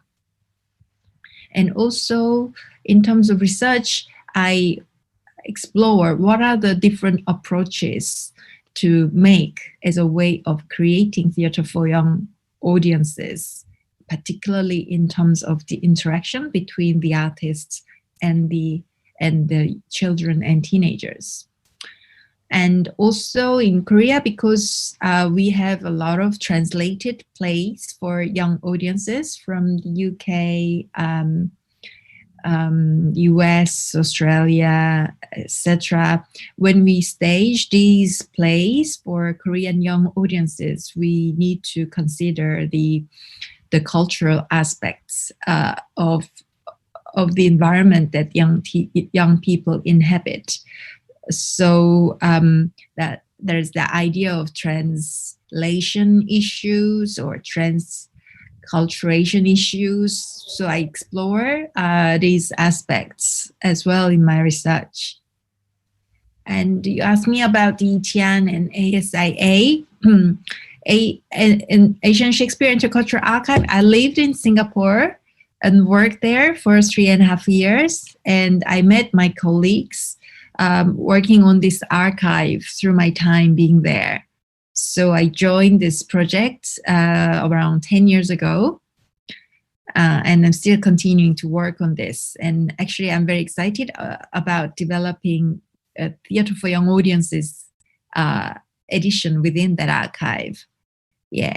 And also in terms of the ETN, I gave papers at the conference at the ETN and met colleagues at the network and found ways to contribute from my expertise in cultural and also the area, the field of my research. So I joined that network through that way.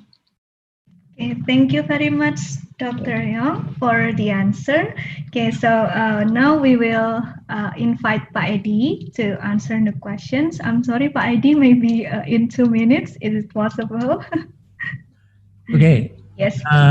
Thank you, Mbak Siwi, Dr. Young and Dr. Utari. Thank you very much. You are interested in my presentation. So for Dr. Young first, so the song is entitled Dewi Sri. It was launched in 1987. So as you know that, not as you know maybe, that the artist is called Kos Bersaudara, Kos Brothers, and the singer is Tony Kuswoyo. So they are all Javanese. They come from Magelang, a city only 1 hour from Jakarta, north of Magelang. And they are very, very, very Javanese in their life. And also in 1987, we still had lots of rice fields. And that is the context of the song. And Dewi Sri or rice is very, very important in Indonesia. Even in the political life, at that time we knew there is a politics of rice. That is what happens many years ago in 1987. Okay, so that's a very short explanation, but we can discuss this later.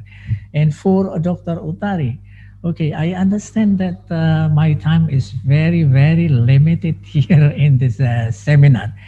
Actually, in every ethnic groups who honor rice or the goddess of rice, they have procedures procedures of ceremonies beginning from the preparation, the birth of rice, and so on. And then when the rice grows, what they should do, and so on. And when the rice is going to ripe, and then what they should do. I mean, the rituals that they have to do. And then after the post-harvest, rituals they have to do. Okay, and then in Bali, I think we can still see the huge royal ceremonies of rice. But in Java, I think now it's getting less and less and less. And but I mean, some communities still do honoring Dewi Sri or honoring rice via rituals in Cirebon and in Indramayu and also in Central Java.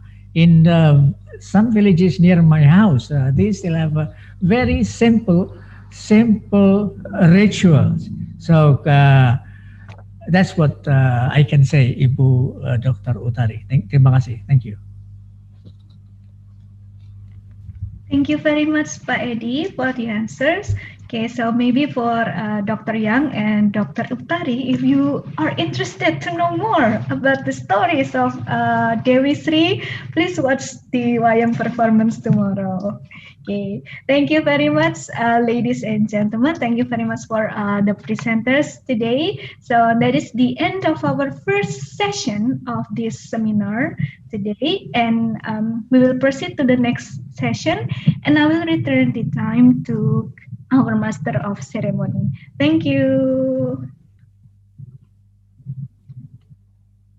Thank you, Ms. Siwi, and thank you to Dr. Hwang for delivering an insightful explanation of the theater's perspective of Wayang, and Dr. Eddy Pursubaryanto, what interesting explanation of myth, folklore, and goddess Sri.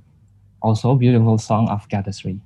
Also, thank you for the question to Ibu Utari Nur Permadi, which the question has actually triggers another kind of information for us all. It's such an intense talk and so many knowledge we can learn from it. And for the next session, we'll be having Ms. Dewi Cahya Ambarwati as the chair of the seminar to introduce our keynote speaker, Dr. Wiryanta. To Ms. Dewi Cahya Ambarwati, the time is yours. Thank you, Mas Rangga. Good afternoon, everyone. Good afternoon, distinguished ladies and gentlemen. On behalf of the committee, I would like to thank for your participation. And in this very afternoon, I have a guest. We have a guest, a very special guest. We've been collaborating for this seminar of Wayang since last year. So we thank very much to the Ministry of Communication and Informatics. And with me today, we have Dr. Wiryanta. Yeah, Dr. Wiryanta was giving us a very good speech in the beginning, and now I would like to invite Dr. Wiryanta to once again have a very brief discussion because we received questions. Yeah, Pak. Yeah, we received questions. Yeah, hello, Pak Dr. Wiryanta, Pak Wiryanta. Yeah. Hello. Good evening, Dr. Dewi. Sorry. Yes. How are you, Pak? Sehat selalu. Sehat selalu. So thank you very much, Pak, on behalf of the committee. Thank you for being here with us, and thank you for constantly collaborating with us since last year. So we're hoping that in the future we have another collaboration. And I think we have questions, Pak Wiryanta. Let me take a look at this. This is in Bahasa Indonesia. Let me take a look at this.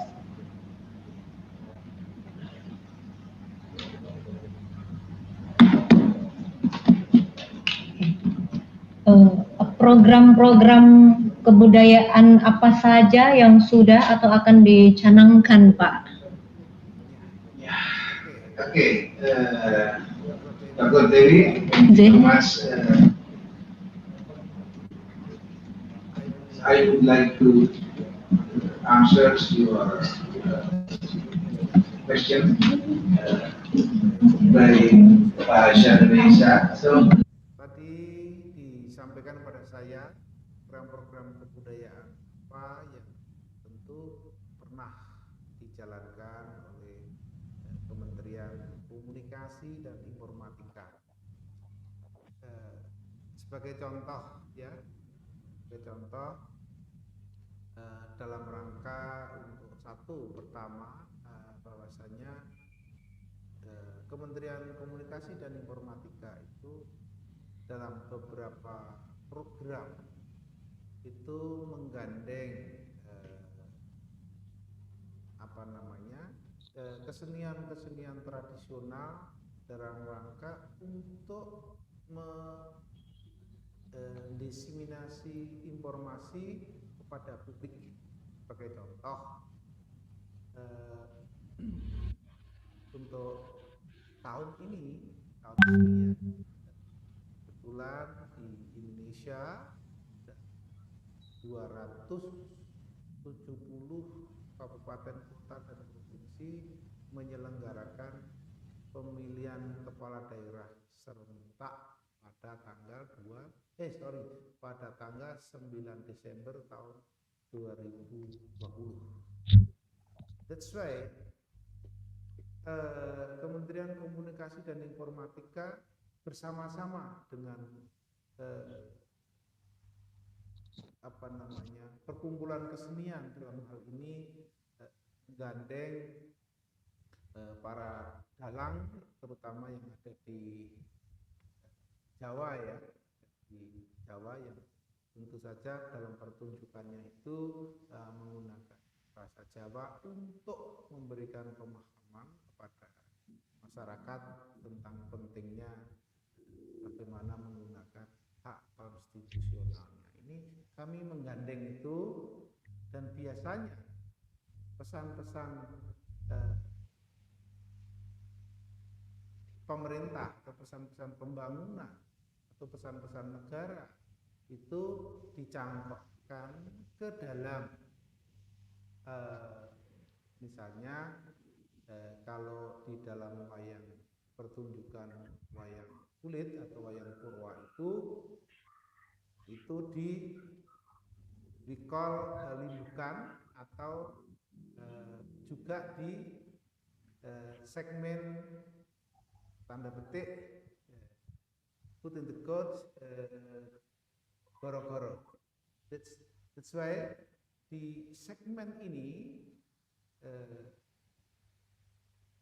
dalang itu menyampaikan pesan-pesan sebagaimana yang dititipkan oleh Kementerian Komunikasi dan Informatika di dalam pertunjukan dimaksud. Itu yang pertama. Yang kedua, tentu pemerintah dalam hal ini Kementerian Komunikasi dan Informatika juga di samping untuk tadi mendesiminasikan informasi, juga untuk menjaga atau melestarikan kesenian atau kebudayaan lokal, mengingat bahwasanya kebudayaan Indonesia adalah kebudayaan daerah yang ada di Nusantara itu. Jadi Dr. Dewi, ini jawaban dari saya. Sebetulnya kalau kami ingin menjelaskan secara terrinci itu panjang, tapi inilah niat baik daripada pemerintah dalam rangka untuk menjaga, melestarikan kebudayaan yang ada di Indonesia, di Nusantara. Salah satunya adalah wayang purwa, dan ini tentu saja di dalam pertunjukan wayang purwa ini kita juga menguatkan yang namanya nilai-nilai atau kepribadian daripada bangsa Indonesia yang harus dijaga terus menerus, mengingat di di era ini, di era digital, di digital era ini ideologi yang datangnya dari luar dan mengancam daripada ideologi di negara kami, Pancasila ini secara dinamis itu terjadi, dan di akhir-akhir ini itu dinamikanya sangat cepat, sehingga sangat penting untuk memperkokoh kepribadian daripada rakyat atau bangsa Indonesia, terutama millennial generation and Z generation. Terima kasih. Thank you, Dr. Wiryanta. There's one more question from YouTube. Dari YouTube ini. Apakah ada program khusus yang ditargetkan untuk generasi milenial? Baik, dalam konteks misalnya pertunjukan wayang atau Ini tidak ada secara spesifik sih Pak, tapi apabila itu dalam kaitannya dengan wayang atau mungkin ketertarikan untuk menarik minat generasi milenial begitu Pak. Baik. Terima kasih atas pertanyaan tersebut. Tentu kami menjawabnya juga secara umum, tapi program-program secara umum. Dr. Wiryanta, there's one more question from YouTube. Dalam hal ini dalam hal ini dari ada program Kementerian Komunikasi dan Informatika, tentu wabil khusus ya, khususnya di tempat kami di Direktorat Informasi dan Komunikasi Pembangunan Manusia dan Kebudayaan. Tapi apabila itu dalam kaitannya dengan wayang atau mungkin ketertarikan untuk menarik minat generasi milenial begitu Pak. Baik. Terima kasih atas pertanyaan tersebut. Tentu kami menjawabnya juga secara melakukan program-program. Dr. Wiryanta, there's one more question from YouTube. Dalam hal ini apakah ada program yang Komunikasi dan Informatika, artinya itu khusus ya. Bagaimana sih budaya layar bagi di kaum atau generasi milenial atau generasi Z lah tepatnya, karena masih anak-anak muda usianya itu di SMP dan sekolah menengah pertama tempat kami Direktorat Informasi dan Komunikasi itu dalam rangka apa? Memberikan atau meliterasi atau digital literasi kepada generasi Z dan milenial. Kontennya apa? Kontennya bagaimana menggunakan gadget atau we call in Indonesia itu gawai secara bijak dan tentu saja secara bijak dan mengingat bahwasanya apa yang kita semua posting di dalam atau upload di dalam gawai atau gadgets ini akan tidak pernah hilang dan akan bisa di trace kapan saja, dan ini merupakan track record daripada pengguna media sosial tersebut. Jadi saya perlu mengingatkan pentingnya menggunakan gawai, pentingnya bersosial media secara bijak. Saya kira itu Bu Dr. Dewi. Thank you so much Dr. Wiryanta. Terima kasih sekali Bapak Wiryanta sudah hadir di tempat kami, dan terima kasih untuk para peserta baik yang bergabung di Zoom maupun di YouTube. So that was our sessions with Dr. Wiryanta. Now time is yours, Mas Rangga. Thank you so much.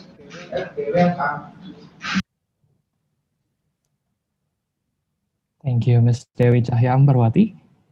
Dan terima kasih juga untuk Bapak Dr. Wiryanta. Thank you so much, Dr. Wiryanta, for the sharing session and for collaborate with us.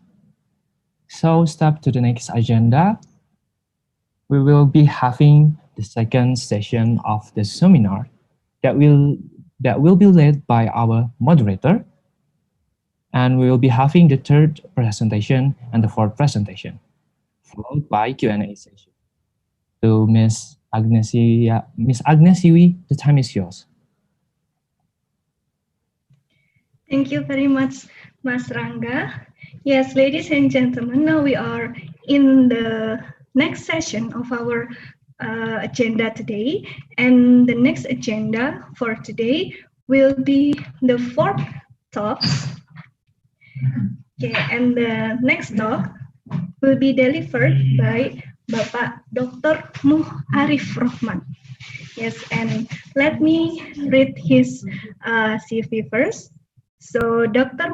Arif Rokhman is Education and Culture Attaché in London since 2016 and also a lecturer at Faculty of Cultural Sciences, Universitas Gadjah Mada. And he obtained his doctoral degree from Southeast Asian Studies, University of London, United Kingdom in 2014. Before that, he studied at English Department, Faculty of Cultural Sciences, Universitas Gadjah Mada, and also studied Critical Theory and Cultural Studies in Nottingham University for his undergraduate programs. And then he completed his master program in 2011 at Universitas Gadjah Mada. And his research interests and areas of expertise include British studies, comparative literature, English literature, literary theory, and psychoanalytic criticisms. So, ladies and gentlemen, let's welcome our fourth presenter for today, Dr. Arif Rokhman. The time is yours.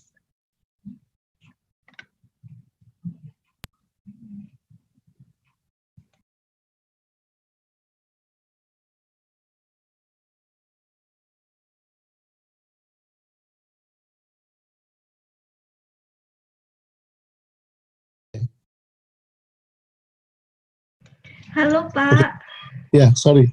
Hello. Hello. Can you hear me? Sure. Yeah. All right. How are you today, Bapak? Fine, fine. It's okay. morning. Morning it's here. Morning, wow. It's a bit confusing. It's confusing. Yeah, but thank you very much for spending your time. Yeah, to share.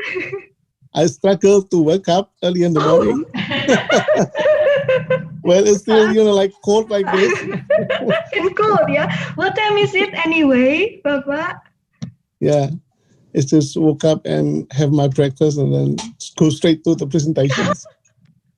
Yeah. Sorry. So it's actually, we are also enthusiastic, to welcome you, Bapak, to listen to your presentations, with your discussion. So please, Bapak, time is yours. All right. You have 25 minutes for the presentation. Yeah. I hope I will not talk like 25 minutes, probably 10 minutes of Yeah, so maybe, and then we can have more lively discussion from I think so. participants. Yeah. Yes. But first of all, I would like to thank you, Dewi, for inviting me to the wrong place because my background has nothing to do with Wayang, But this is the problem because when you're working in, like as an attaché, you have to, understand everything about, culture, Indonesian culture, like Wayang, and then Gamelan, Angklung, etc., things like that. So, like or dislike, you have to go there. And then. Yeah, all right. Second thing, I would like to say hello to Pak Eddy, my ex-teacher. Hello, Pak Eddy, apa kabar? I just would like to express my gratitude to Pak Eddy because Pak Eddy has just sent the recording of his performance, like I think 1 or 2 weeks ago, and the recording was actually uploaded in the Indonesian embassy in London, I don't know, maybe you can just look at the Instagram, I think, and then YouTube see how juga. Pak Eddy. YouTube juga. Oh yeah, YouTube juga. Okay, that's good, So I'm really very grateful Pak Eddy because Sama-sama. if Pak Eddy is not there, then I don't know what to do. Right. Now, actually, I said this is my presentation today is actually based on my first, I would say, private, first interesting, beautiful, performance. I watch it myself, and there are only 2 or 3 audience there because these sessions of Wayang performance is actually placed at the a London historic Wilton's Music Hall, which is built in 19th century. It's very old, And it was actually like by Eddy, it's performed to to celebrate the Wayang Day National, 7 November, if I understand rightly. Yes. So this story, is a story entitled King Jarasandha, and it was performed in English by Pak Dalang named Pak Sujarwo Joko Prihatin. So, and this play is actually accompanied by Greater London Gamelan players. All the people there are British. Except maybe me, and there are only 3 or 4 Indonesians. So it's so funny about it. And the first time I went to that building, it was so dark, and it was dark and old. And we also, impose protocol for COVID. So we have to using mask, and then have to check with the head like this. And we just went in, and we're there. And the players are very enthusiastic because during this lockdown, nobody can gather more than 6. And what happens with the Gamelan performance, there are more than 6 people. So, well, what we have to do is just we do it, just we play. And you know what? Because everybody is, they are really like professional player. I don't know if you're familiar with name like Mas John from SOAS, and then Pak Parto, Mas Pak Pete. I don't really remember the names, but they consider to be kind of like a master in Gamelan players, in playing. So what I want to talk here is actually a new topics, which actually I'm not very familiar with too, but I try to do something to contribute to this conference. So is it possible for me to have the slide, please? Can I have the slide, please? Yes, Bapak. So the committee will help to show the presentation. So maybe we need to wait for the screen, for the PowerPoint to appear on the screen. Oh yeah, so it's there. That's it? Yes. Okay. So my topic today, as has been mentioned by the I think the master of ceremony, because my background is in critical theory. I always want to be critical in everything, including Wayang and diplomacy. This is the area that is very new to me, but I'm trying to do something different. So I just want to, start with the very simple definitions of Wayang, which is probably taken from the word ayang or shadow, bayang-bayang, which means kind of like a reflection of shadow that we see in that when we see Wayang, actually we are looking at ourselves. So kind of reflections. And it can also means that Wayang is a kind of a small word, which is reflections of a bigger word. So that's what I understand of Wayang. Okay, next. No, this is a bit different areas because it's more, more political. So it's the definitions about diplomacy.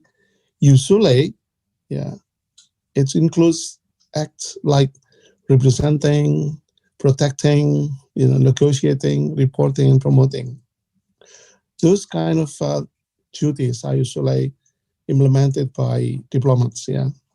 So we have on the one hand, like Wayang performers, and then Wayang players, Gamelan players, singer in the Wayang, and then the puppeteers, the dalang, which is one part. And then we have also diplomacy. So how would we see relationship between the two? Right. What I'm going to do is I'm going to kind of like questions. Is diplomacy just include this? inclusive. So can we go on to the next slide, please?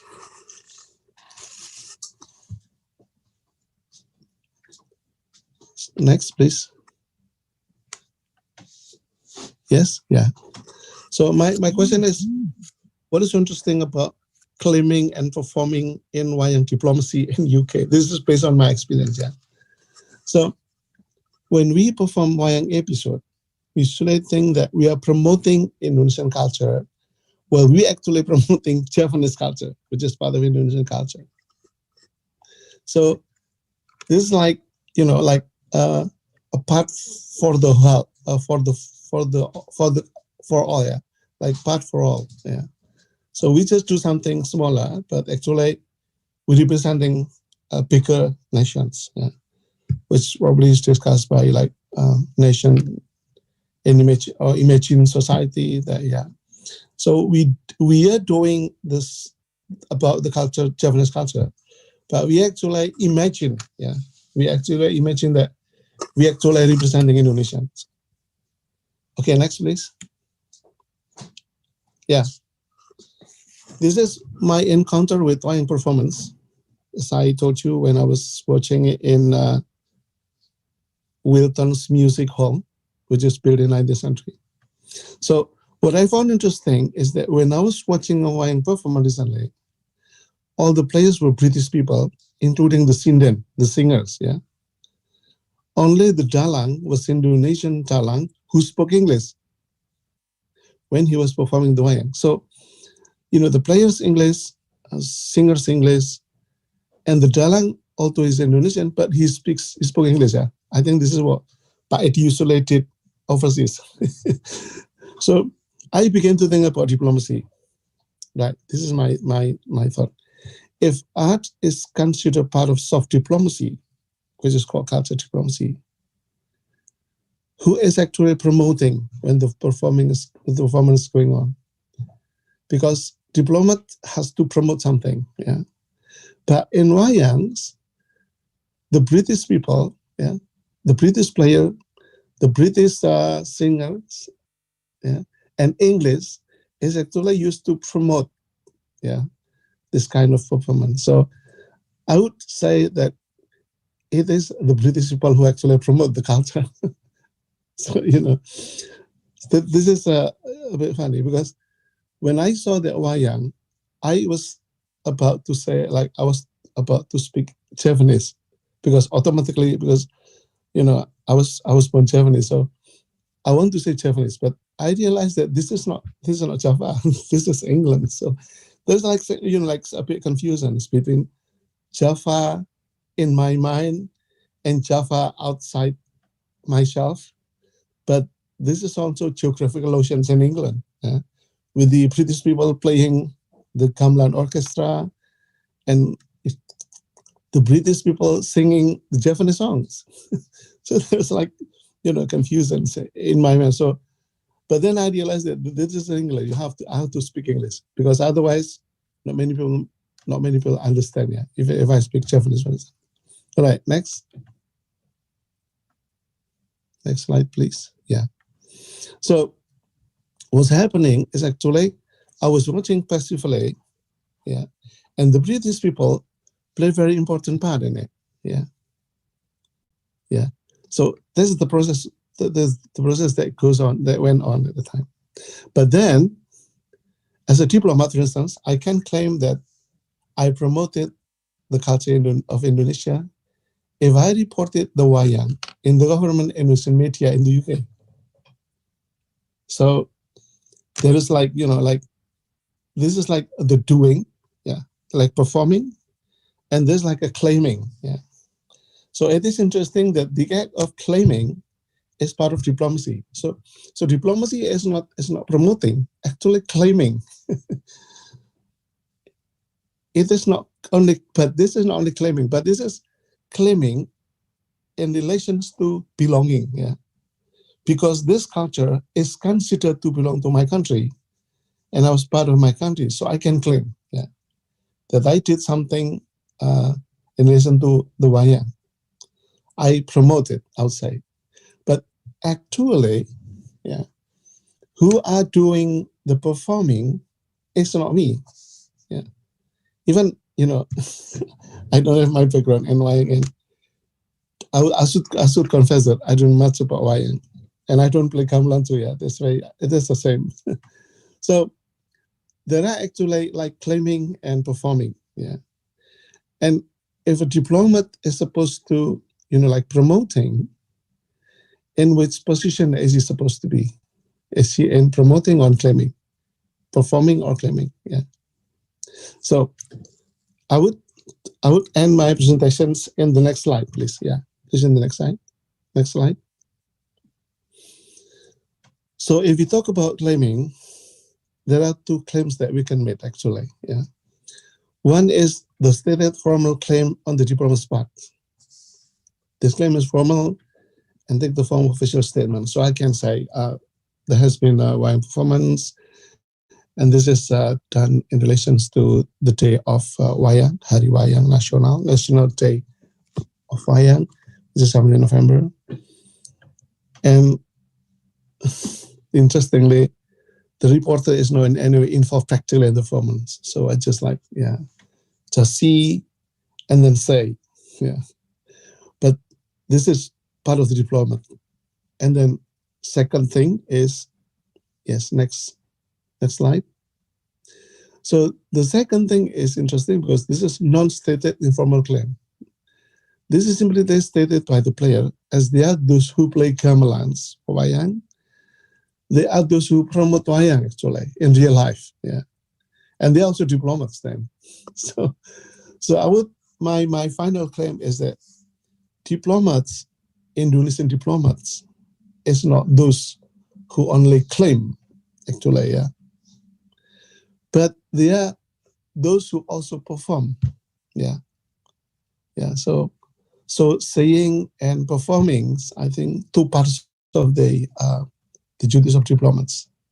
And promoting, also part of the performers, yeah, not the diplomats in the sense of, you know, like formal diplomats. So I think that's what I'm trying to say. Thank you very much.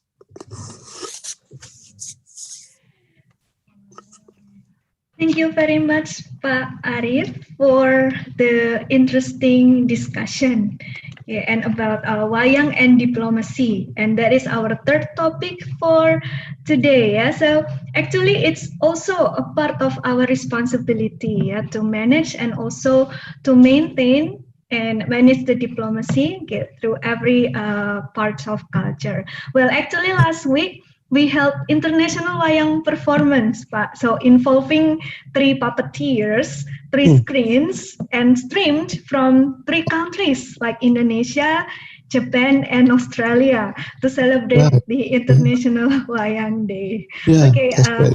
Thank you very much, Dr.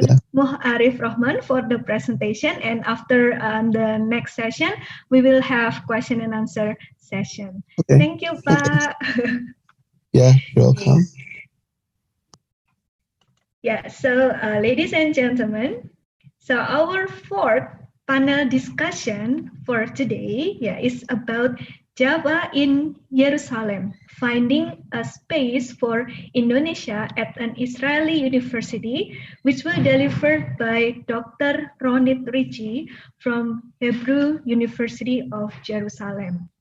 Okay, so let me introduce our 4th panel speaker of today. So Dr. Ronit Ritchie is a professor in the Departments of Asian Studies and Comparative Religion at the Hebrew University of Jerusalem. And she is also affiliated with the School of Culture, History and Language at Australian National University in Canberra.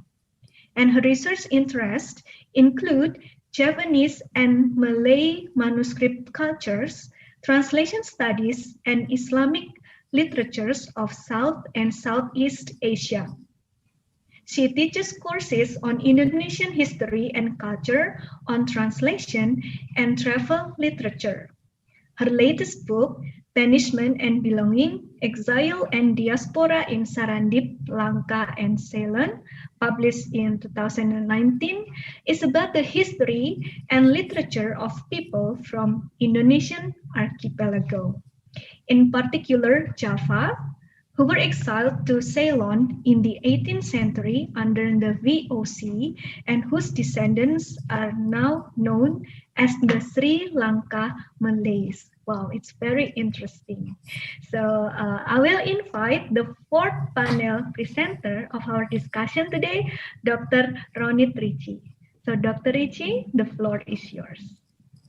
Yes, thank you very much. I'll just share my screen.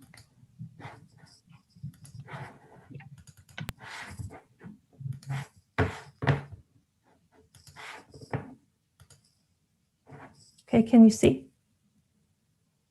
Can you see my screen? Okay. So thank you, first of all, for this very kind introduction. And hello, everyone. Selamat sore on your side of the world. I want to begin by thanking Dewi for inviting me to take part in this event, and to also thank Eddy. I've known Dewi and Eddy and their family for a long time, and it's really wonderful for me to be able to participate in this seminar. My only regret is that I am not with you in Yogyakarta right now, but I hope that will be possible soon. And also, I wanted to say thank you to everyone who presented before me this morning. It was very, very interesting, and I learned a lot. I, like the previous speaker, I am also not an expert on Wayang in any way. I love watching it, I love learning about it, but it's not something that I work on or that I research. And so I will be speaking about a different topic today, but there is also a Wayang connection. So what I want to speak to you about today is Indonesian studies in Israel. So as you probably know, Israel and Indonesia do not have diplomatic relations, and they never have since the founding of the two countries in the 1940s. They never connected diplomatically. This is actually interesting, following up on the previous talk about diplomacy. And this has to do, of course, with a very complicated situation in the Middle East and the ongoing Israeli occupation. And these are issues that hopefully will be resolved one day, but since they haven't been resolved yet, we think at our program at the university that teaching about Indonesia and allowing our students and colleagues to learn about it is one way to build, for me this is the case, it's one way to build bridges of friendship and understanding and collaboration and learning between people in the two countries. Because there are no diplomatic relations, there's also a real lack of information. I think the level of knowledge in both countries, in Indonesia about Israel and in Israel about Indonesia, is quite low. And there is not much awareness of what is happening in these countries or of their histories and cultures. So the program has been developing for the last 6 or 7 years. But last year we also decided to create a forum for the advancement of Indonesian studies on the campus, but also beyond through talks and workshops and other events. And this is our logo, which I wanted to share with you. So we call our forum Indonesia at Hebrew U or Indonesia at Uni Ibrani. And you can also see the other two languages that are relevant for us. Indonesia fil Jamia Libria in Arabic, and this is Hebrew, Indonesia Ba'ivrit. And this is the symbol of the Hebrew University, and this is my first link to Wayang. You can see here the Kayon. This is our logo. Now, the Hebrew University of Jerusalem was founded in 1918, so about 100 years ago. Here you can see again the symbol. And I'm showing you this photo because I think it's very telling. Of course, I could show many other photos, and each one of them would have some significance. But this one, here you can see the campus, and what is especially important here is that you see these two young women. One of them is a soldier in the Israeli army, because there's a wajib militaire in Israel, there is a draft. And here you see a Palestinian woman, and they're both studying on this campus. And of course, again, this is a very complicated and sometimes fraught situation with all kinds of tensions and all kinds of problems and challenges. And yet the campus is a very diverse place, and it has students from many different backgrounds, religious, ethnic, and national. So this is sort of a glimpse of our campus. Now, our program is based mostly on courses that we offer about Indonesia. We don't have many courses yet, but we have several every year. So, for example, this is an advertisement for the Gamelan course. The Hebrew University has a Gamelan set, which was bought many years ago. It was kind of a serendipitous occurrence that somehow there was money and there was the right person at the right place, and they decided to purchase a Gamelan, which is not at all sort of to be expected. And so there is a beginner's Gamelan course offered every year.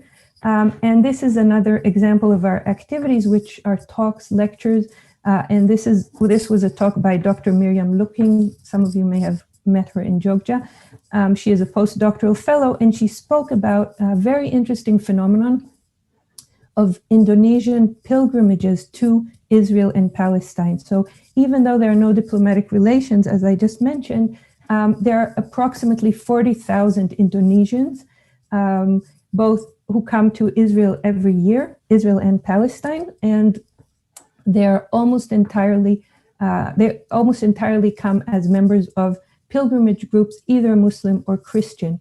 The Muslim pilgrims usually are on the Hajj or the Umrah anyway, and then they cross the border for a day or two in Jerusalem, whereas the Christian groups usually come specifically to Israel and do a tour, like something like with a theme of In the Footsteps of Jesus or something like that, visiting the holy site. And so Dr. Looking is researching these groups. She travels with them, she interviews them, she interviews the tour guides. There's an entire economy, which unfortunately now, because of the pandemic, is sort of in limbo, but there was an entire economy around these Indonesian tourists. So this is an example of an activity. The other thing we do, which I'm very happy about, is we offer Bahasa Indonesia courses. For the past 7 years, we are the only university in Israel who offers the language. And here you see one of our students, her name is Noam, on Zoom, speaking with several students in Jakarta who are learning modern Hebrew. So this is Pak Sapri Saleh, who teaches Hebrew in Jakarta, and some of his students. And here they are, this is an exchange. They are trying out their Hebrew, they're practicing their Hebrew, and our students are practicing their Bahasa Indonesia. And this is a talk that, you can see here the logo. This is a talk that took place just 2 or 3 days ago about KUPI, Kongres Ulama Perempuan Indonesia, in 2017. And so we invited, again, thanks to the era of Zoom, we were able to invite scholars from Leiden and Nur Isma, who is now in Jogja, but is doing a PhD in Leiden. So we were able to invite them and listen to their talk. Here I wanted to show you just like maybe 1 minute of the Gamelan in Jerusalem. And these students, and I apologize in advance because the level is very much a beginner's level, but these are not students learning how to play the gamelan. These are students in my course, an introduction to Indonesian history and culture. And one time during the semester, we go to the gamelan room and they sit down. They've never seen a gamelan, they've never played on it, and for 1.5 hours, they sit there with Pak Amatia, who is the gamelan teacher, and they learn something, so it's a possibility to learn something about Indonesia with beyond the lectures and the articles in the books. So it's something more, and a touch of the experience. So I'll just play maybe 1 minute.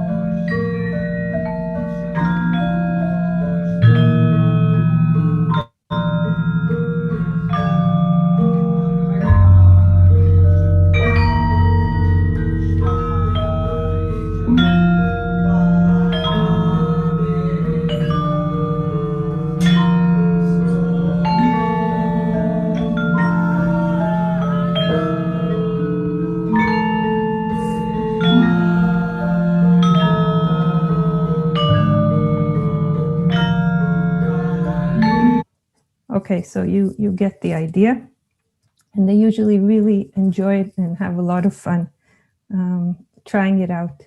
Oops, sorry. And so in addition to courses and the Bahasa Indonesia and the lecture series and the Gamelan, one other thing that we've been trying to do, we were only able to do it one time before the pandemic started, but hopefully we can go back to it, is the exchange program with your university. You can see here UGM, and this is one of our students, Aviv, who was able to go not this last summer, but the summer before. And this is a program that was run by the history department at UGM about transnationalism in Southeast Asia. And Aviv was able to go and actually visit Indonesia and meet Indonesian students and teachers and just experience the place. And it was a really wonderful opportunity. Now, 2 years ago, we had a very special year, which was we called Java in Jerusalem, where there was a research group, a group of scholars all working on Javanese literature who came to Jerusalem to a place called the IIS. It's the Israel Institute for Advanced Studies. And we had a full program of doing research and reading together. But in addition, we took this opportunity to, again, to offer various events about Indonesia, specifically about, mostly specifically about Java, to a wider audience, a wider public. So all of these events were open and free, and we tried to advertise through Facebook, etc., so as many people as possible would hear about them. So you can see here like the list of some of the events, and this is an invitation to, this is Professor George Quinn from the Australian National University, who just published a new book, Bandit Saints of Java, about the Wali Songo. And so we had an event for him, a book launch, and he could speak about his book. And I want to say that this goes back in a way to what Arif Rokhman, who spoke before me, said about the sort of overlap, but also difference, of course, between speaking about Indonesia and speaking specifically about Java. So you can see that from at least some of the things I've spoken about, that our program is sort of heavily leaning towards Java more than to other parts of Indonesia, and that's partly because of my own background.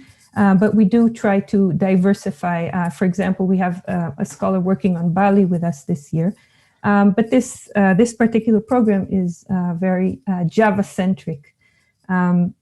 Here's another example where one of the group members, Dr. Els Bogaert, is also a dancer. And so she gave a talk about Javanese court dance, and she offered a workshop over several months to the students. And here you can see them trying out classical Javanese dance. how am I doing for time, Dewi or Mbak Siwi? Yes, you still have about 10 minutes. Okay, I still have 10 minutes. Okay, good. Thank you. Okay, so as part of this year of researchers coming to Jerusalem, and these were people who came from different countries, including the Netherlands, the United States, also from Indonesia, but on a very minor scale, unfortunately, because it's still very difficult to arrange for visas for Indonesian academics.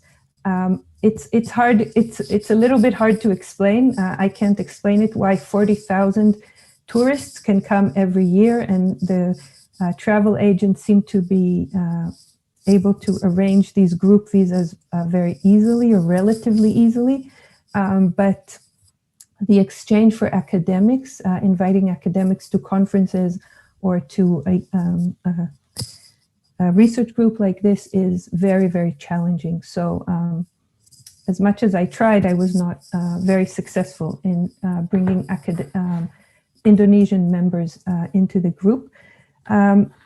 So this is our conference that we had at the end of the year about, again, focusing very much on Javanese literature. But a few weeks before the conference, we had a Wayang performance. This brings me to the topic of the seminar. And this really was absolutely the highlight of the year. Even though it was a very special year in many ways, this was definitely the highlight. And we had Professor Ben Arps from Leiden University as our dalang, and he performed Bima Suci. And this is the invitation.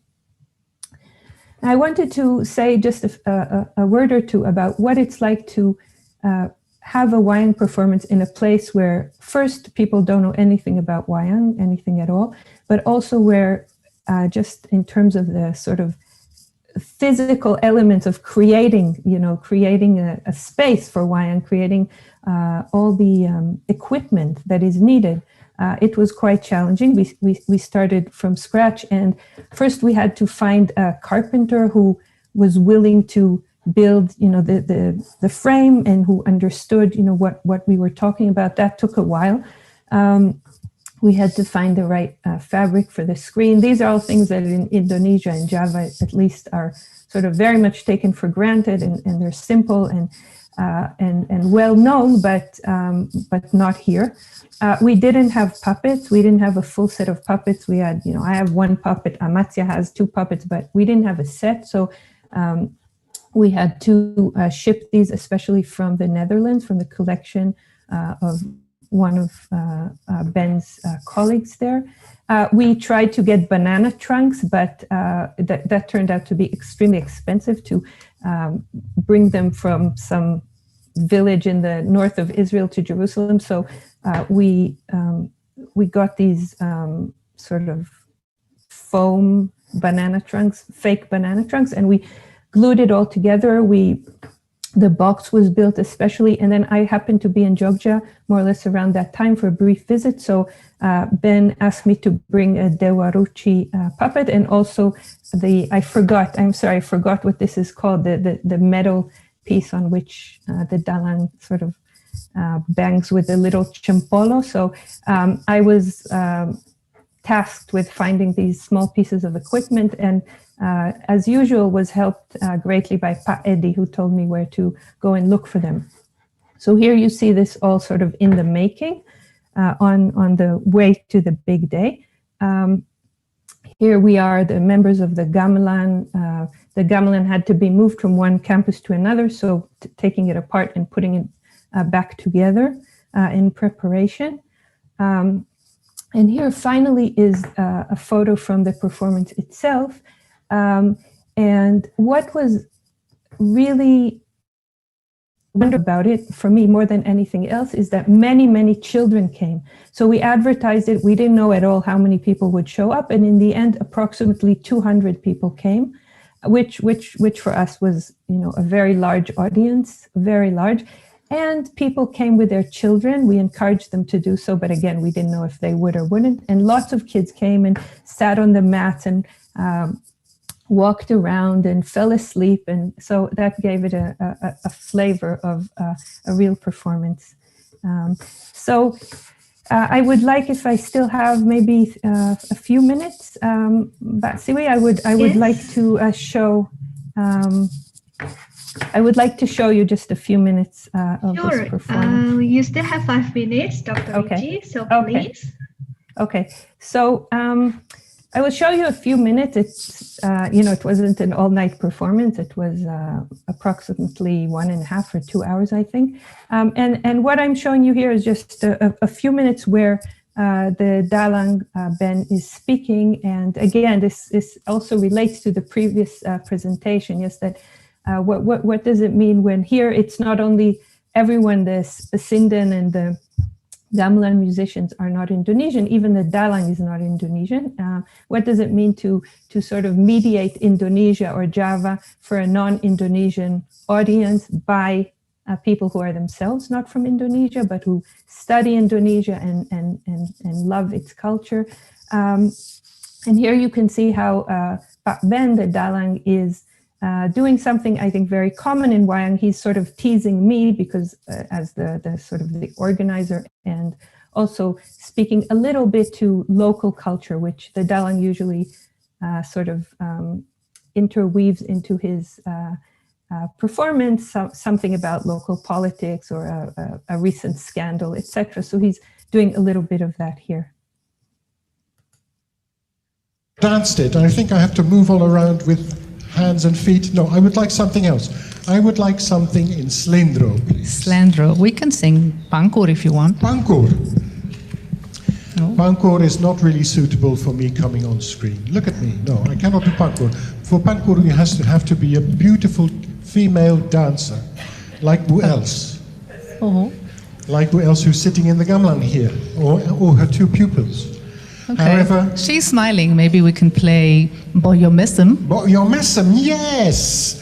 Boyo Mesem, that sounds really suitable. Boyo Mesem, what does it mean, Dr. Aman? Means you better smile. Yes, it's a song that means you had better smile. And it's very suitable. Just look at my face. One big grin. So yes, let's play Boyo Mesem. Now, just now, dear audience, you heard Professor Ronit, our group leader in this institution, the person who is behind this performance. Yes, it is all thanks to her that we have this performance in the first place, but she has to suffer for it because she's very, very nervous, I can tell you that. She's very nervous. So are we all, of course, because we are amateurs. We are amateurs in the right size, I think, in the right sense of the word. We love this, but of course we are also not professionals. We do our best, and this includes Professor Ronit. Now, one of the tasks that Professor Ronit will have to do tonight is play the introduction to Boyo Mesem. She can have 2 goes at most, but if at all possible, let's get it right the very first time right.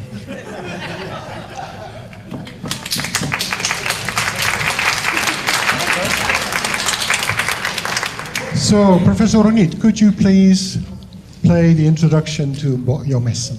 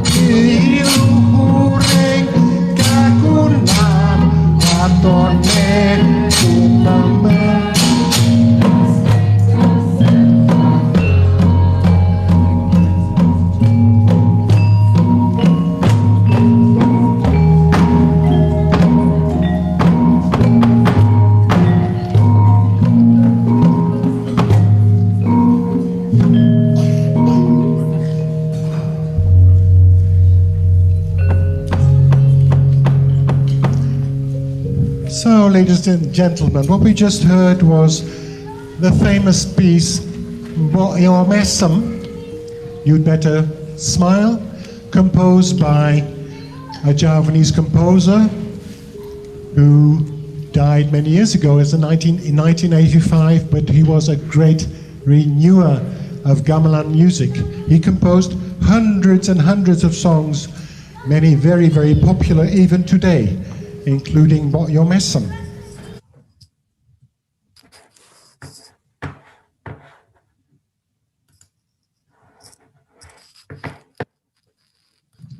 Yeah, I'm sorry, Dr. Ritchie, because our time is up. Maybe you may have the conclusion. Yes, so I'm finished actually. Okay. I just wanted to say terima kasih, matur nuwun, and thank you. Wow, thank you very much, Dr. Ritchie. Yeah, so we are looking forward to have further discussion with you in Q&A session, yeah, which will make us mesem or smile even more, yeah. Yeah, and that adds new information for us about Indonesian and Japanese study in Jerusalem. Yeah, although we don't have diplomatic relations, yeah. And both speakers today present how Wayang is performed for international audience, yeah, with the original version, although in maybe some of the equipment, like in Jerusalem, with fake banana lock, yeah, so they can just use any kinds of materials that can be used for the Wayang performance. Okay, so now, ladies and gentlemen, we have around 10 minutes for Q&A session. So if you have any questions for our speakers today, Dr. Ritchie and also Dr. Arif, please, you may unmute your microphone and ask the questions, or you may type your questions in the chat box. Hello. Is there any question? Yes, please, from Bapak Nyoman Sedana. Yes, thank you. Yes, please, Bapak. I have a few questions, and first of all, thank you for very stimulating presentation. And my question is, would you please share with us what specific parts of the Wayang itself that mostly people enjoy abroad? Because Wayang integrating a lot of different kind of arts. There is a story, there is a language, there is a music, puppet manipulation, etc., etc., and philosophy, like a while ago, whether or not they understand Mesem or Pangkur. So would you please share with all of us? In fact, I'm teaching a puppetry in my campus in the Indonesian Art Institute in Denpasar, which is actually at the center of Wayang creativity and transformation and innovation and contemporary. So that's why I would like to get your perceptions and ideas in the hope that I can share with my student in Bali. Thank you very much. Would you please now tell me what specific things the audience abroad usually enjoy most of the time? Thank you. Okay, thank you very much, Bapak. And the question is addressed to Professor Dr. Ronit. To Professor Ronit, or for both speakers? Yes. Oh yeah, okay. And maybe we can take the questions first from the audience before our presenters today will answer your questions. Is there any more question from the audience? Or you may type the questions on the chat box. Yeah, and there is a question in the chat box from Ibu Irene to Professor Ronit. I'm interested to know why and where Indonesians are studying Hebrew in Indonesia. So that is the question for Dr. Ronit. And also from Ibu Utari, question for Dr. Ronit. Why do your people like Wayang, Gamelan, and dancing? What captures your imagination? So the first question from Bapak Nyoman Sedana will be addressed to both presenters, and the last two questions on the chat box are addressed to Dr. Ronit. Okay, so yeah, now I think Those are the questions for this second session for the discussion today. So I will invite the presenters to answer the questions. So maybe I will invite Bapak Arif to answer the questions first. So the question from Bapak Nyoman. Yeah, I think I should answer the question first because I got only one question. Yeah. Yes. So that I can say bye-bye. Right. I was just moved here. I mean, it's probably only 3 months, and I'm still, when I came here, situation is a bit difficult because there's a lockdown, and then we're now having like 1 month lockdown, so I cannot go anywhere. And the embassy, they asked all the workers to stay at home. So we're actually working from home until 2nd of December. So we cannot go anywhere, except there is probably something very important and we have to go to the office. But from the very brief impression that I got, it seems to me that Wayang and Gamelan has been very, very much liked by people here. I think maybe even in London there are some groups of Wayangs, yeah. But yeah, London, I think there is one, and also in, I don't know, in Oxford they might have it, even in Glasgow. I mean, all in all in England, as far as I understand it, it has become not really something foreign. It's something maybe almost common, yeah. And also because my previous, the previous attaché also tries to kind of like work hard to promote Wayang, Gamelan, and also Angklung in many different cities in the UK. So there has been like, for instance, like Wayang goes to school, yeah, for the children, elementary, yeah, and also in London, for instance, yeah. So, and there is also a program from the embassy to I would say like hire or pay an Indonesians, and then this Indonesian will teach Wayang or puppet, and also a big Gamelan to several schools, yeah. So it is not really, it's not something really strange. It's not strange, it's not alien. It's something that people in the UK like, yeah. Maybe if I understand rightly, maybe there needs to be more like, national media to promote this Wayang, yeah. Although there has been like international, I think Gamelan festival in Scotland, for instance. So it has been nationally recognized, I think, yeah. But there still needs to be more and more efforts to, to maintain the volume of the activities, yeah. So, and you know what, the British people are very keen on, like, how do I say it? They have a passion for something. Once they decide to play Gamelan, they will play it, I think, for the whole of their life.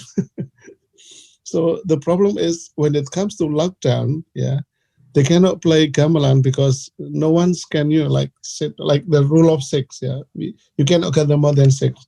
So it's a bit difficult for this Gamelan players. So we from the embassy tries to promote this, yeah.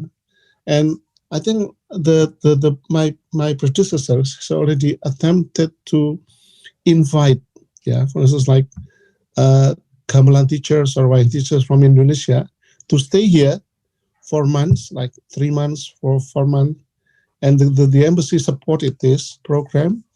And the teachers of Gamelan or Wayang will teach here about how to make a Wayang, how to play Gamelan, so that this kind of program, promotes the Indonesian culture. Yeah.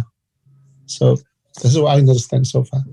Thank you. Thank you very much, Pak Arif, for the answer. Yes, and that is the situation and the real condition in UK. Yeah? And now I will invite Dr. Ritchie to answer the questions. You have 3 questions, but perhaps maybe 5 minutes maximum to answer the questions, please. Okay. Thank you. Yes, thank you very much for these questions. Regarding the first question, what parts do people like? I think I mean, the performance I spoke about, you know, in Israel is really, I mean, in Israel to watch a Wayang is very, very unusual. I've also watched performances in the United States.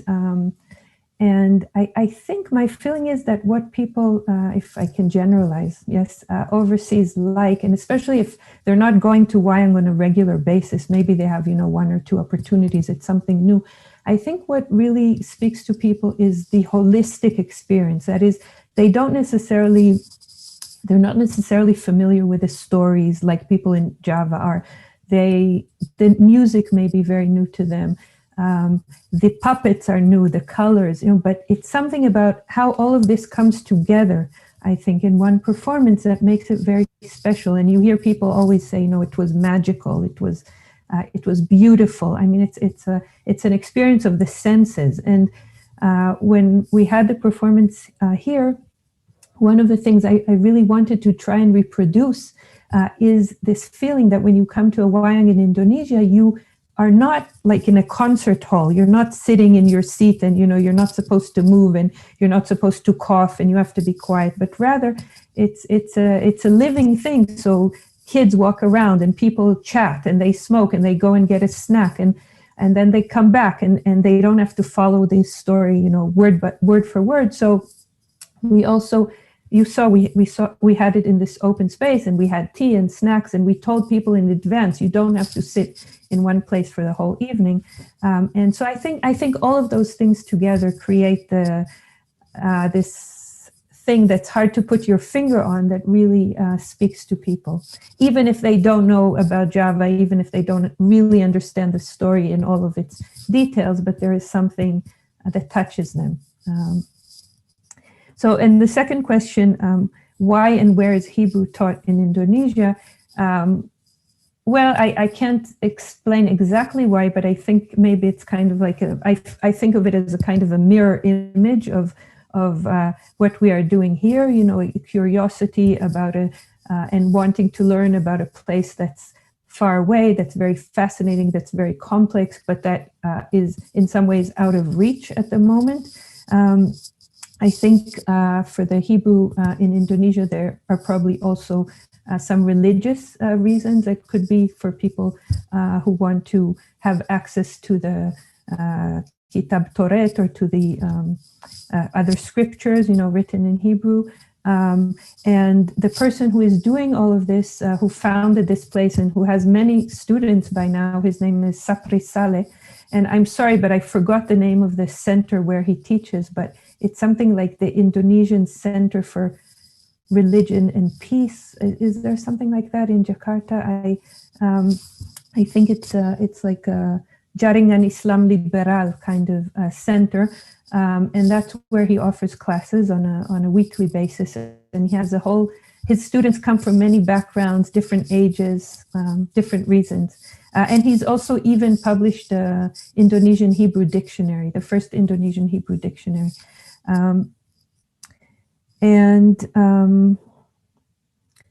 The third question was,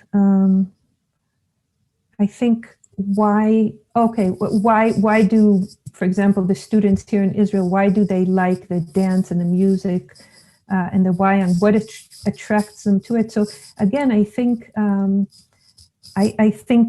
already said about the Wayang that I think it brings together, you know, it's a very special experience to listen to the music and see the puppets and listen to the story and sort of enter a different world for a while, the world of the Wayang. And also the music and dance. I mean, it's the attraction, in part, it's the attraction of something different and unfamiliar. But I think that's just on the surface, you know, because there are many, many things in the world that are unfamiliar to us. We're not necessarily drawn to them. But I think there's a real beauty in these arts. And at least for some of the students, it touches them and they want to pursue them.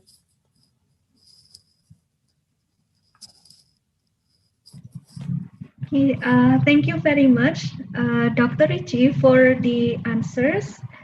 And unfortunately, yeah, because our time is limited, we cannot take all of the questions. But if you have more questions, then maybe you may contact the presenters on the email address that has been shared in the presentation. Okay, so first of all, I would like to thank the presenters of the panel discussion today for the wonderful discussion, and also for our participants for the active participation in this seminar. And I hope all of you enjoy the discussion, and we'd be happy to see you again on the second day of the seminar tomorrow. So that is the end of our panel discussion. I will return the time for this session to the Master of Ceremony. Thank you.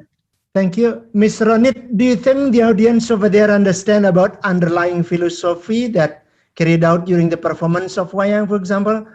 Do they understand about the Indonesian philosophy or culture by watching the shadow puppet, the Wayang puppet over there, you think? The deep... I think only to a very limited degree, unless they study and read. Some of them get interested and follow up, but just by watching a single performance, I don't think they really know much about the philosophy behind it. Or do you think the performers need to, the dalang puppeteers probably need to use the local language over there, or foreign language, the English language, in order to make the audience understand better? What do you think? Yes, it was all in English. Yeah. All in English. It must be all in English. I see. So they cannot speak in Indonesian or Balinese or Javanese over there in order to make the audience understand over there, huh? Belum.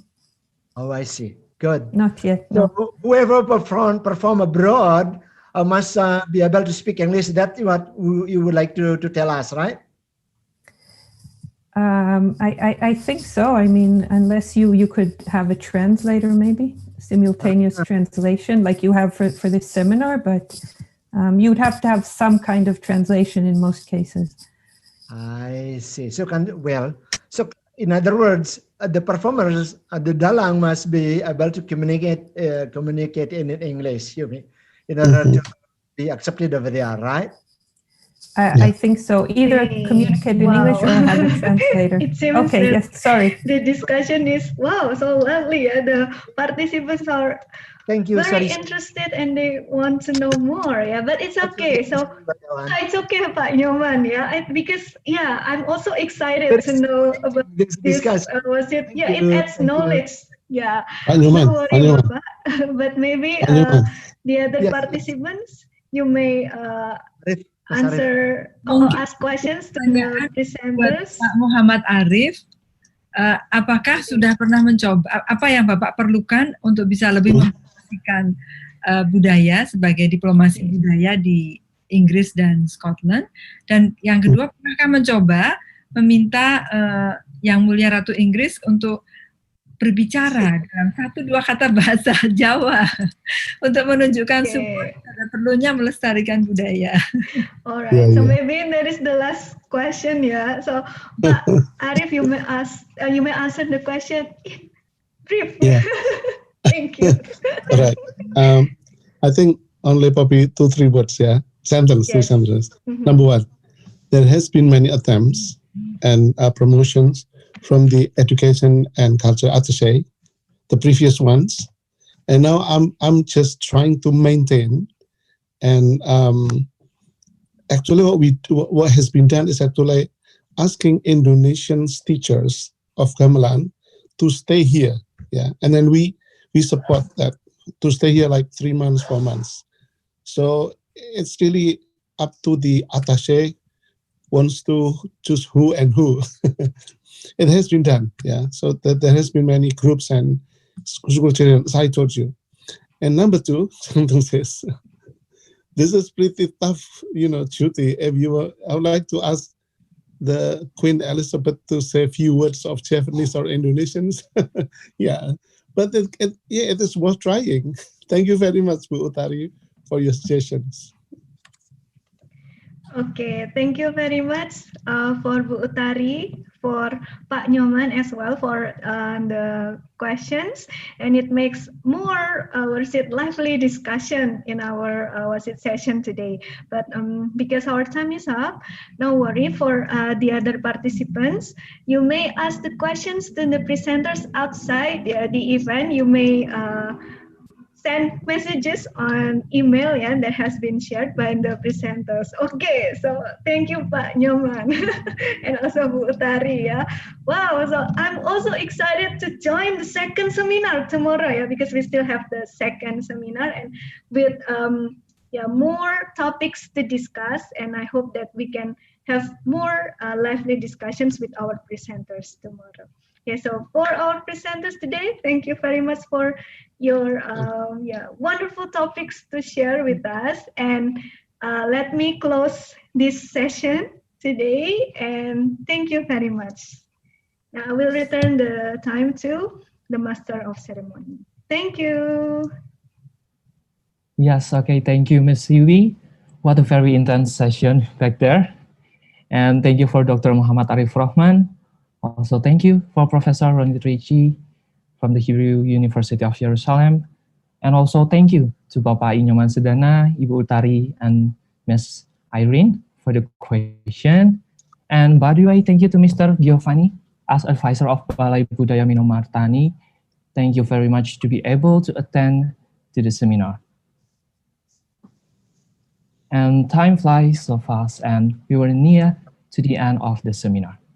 But before we close the seminar, we will be having a documentation session. So you may find your most comfortable position, and the photo will be taken on the count of 3. Make sure your camera on. Okay. So it's 1, 2, and 3.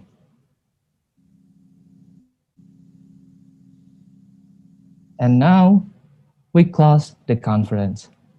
Let us all be guided by all the things we have learned and heard throughout the seminar and be able to see and influence our future.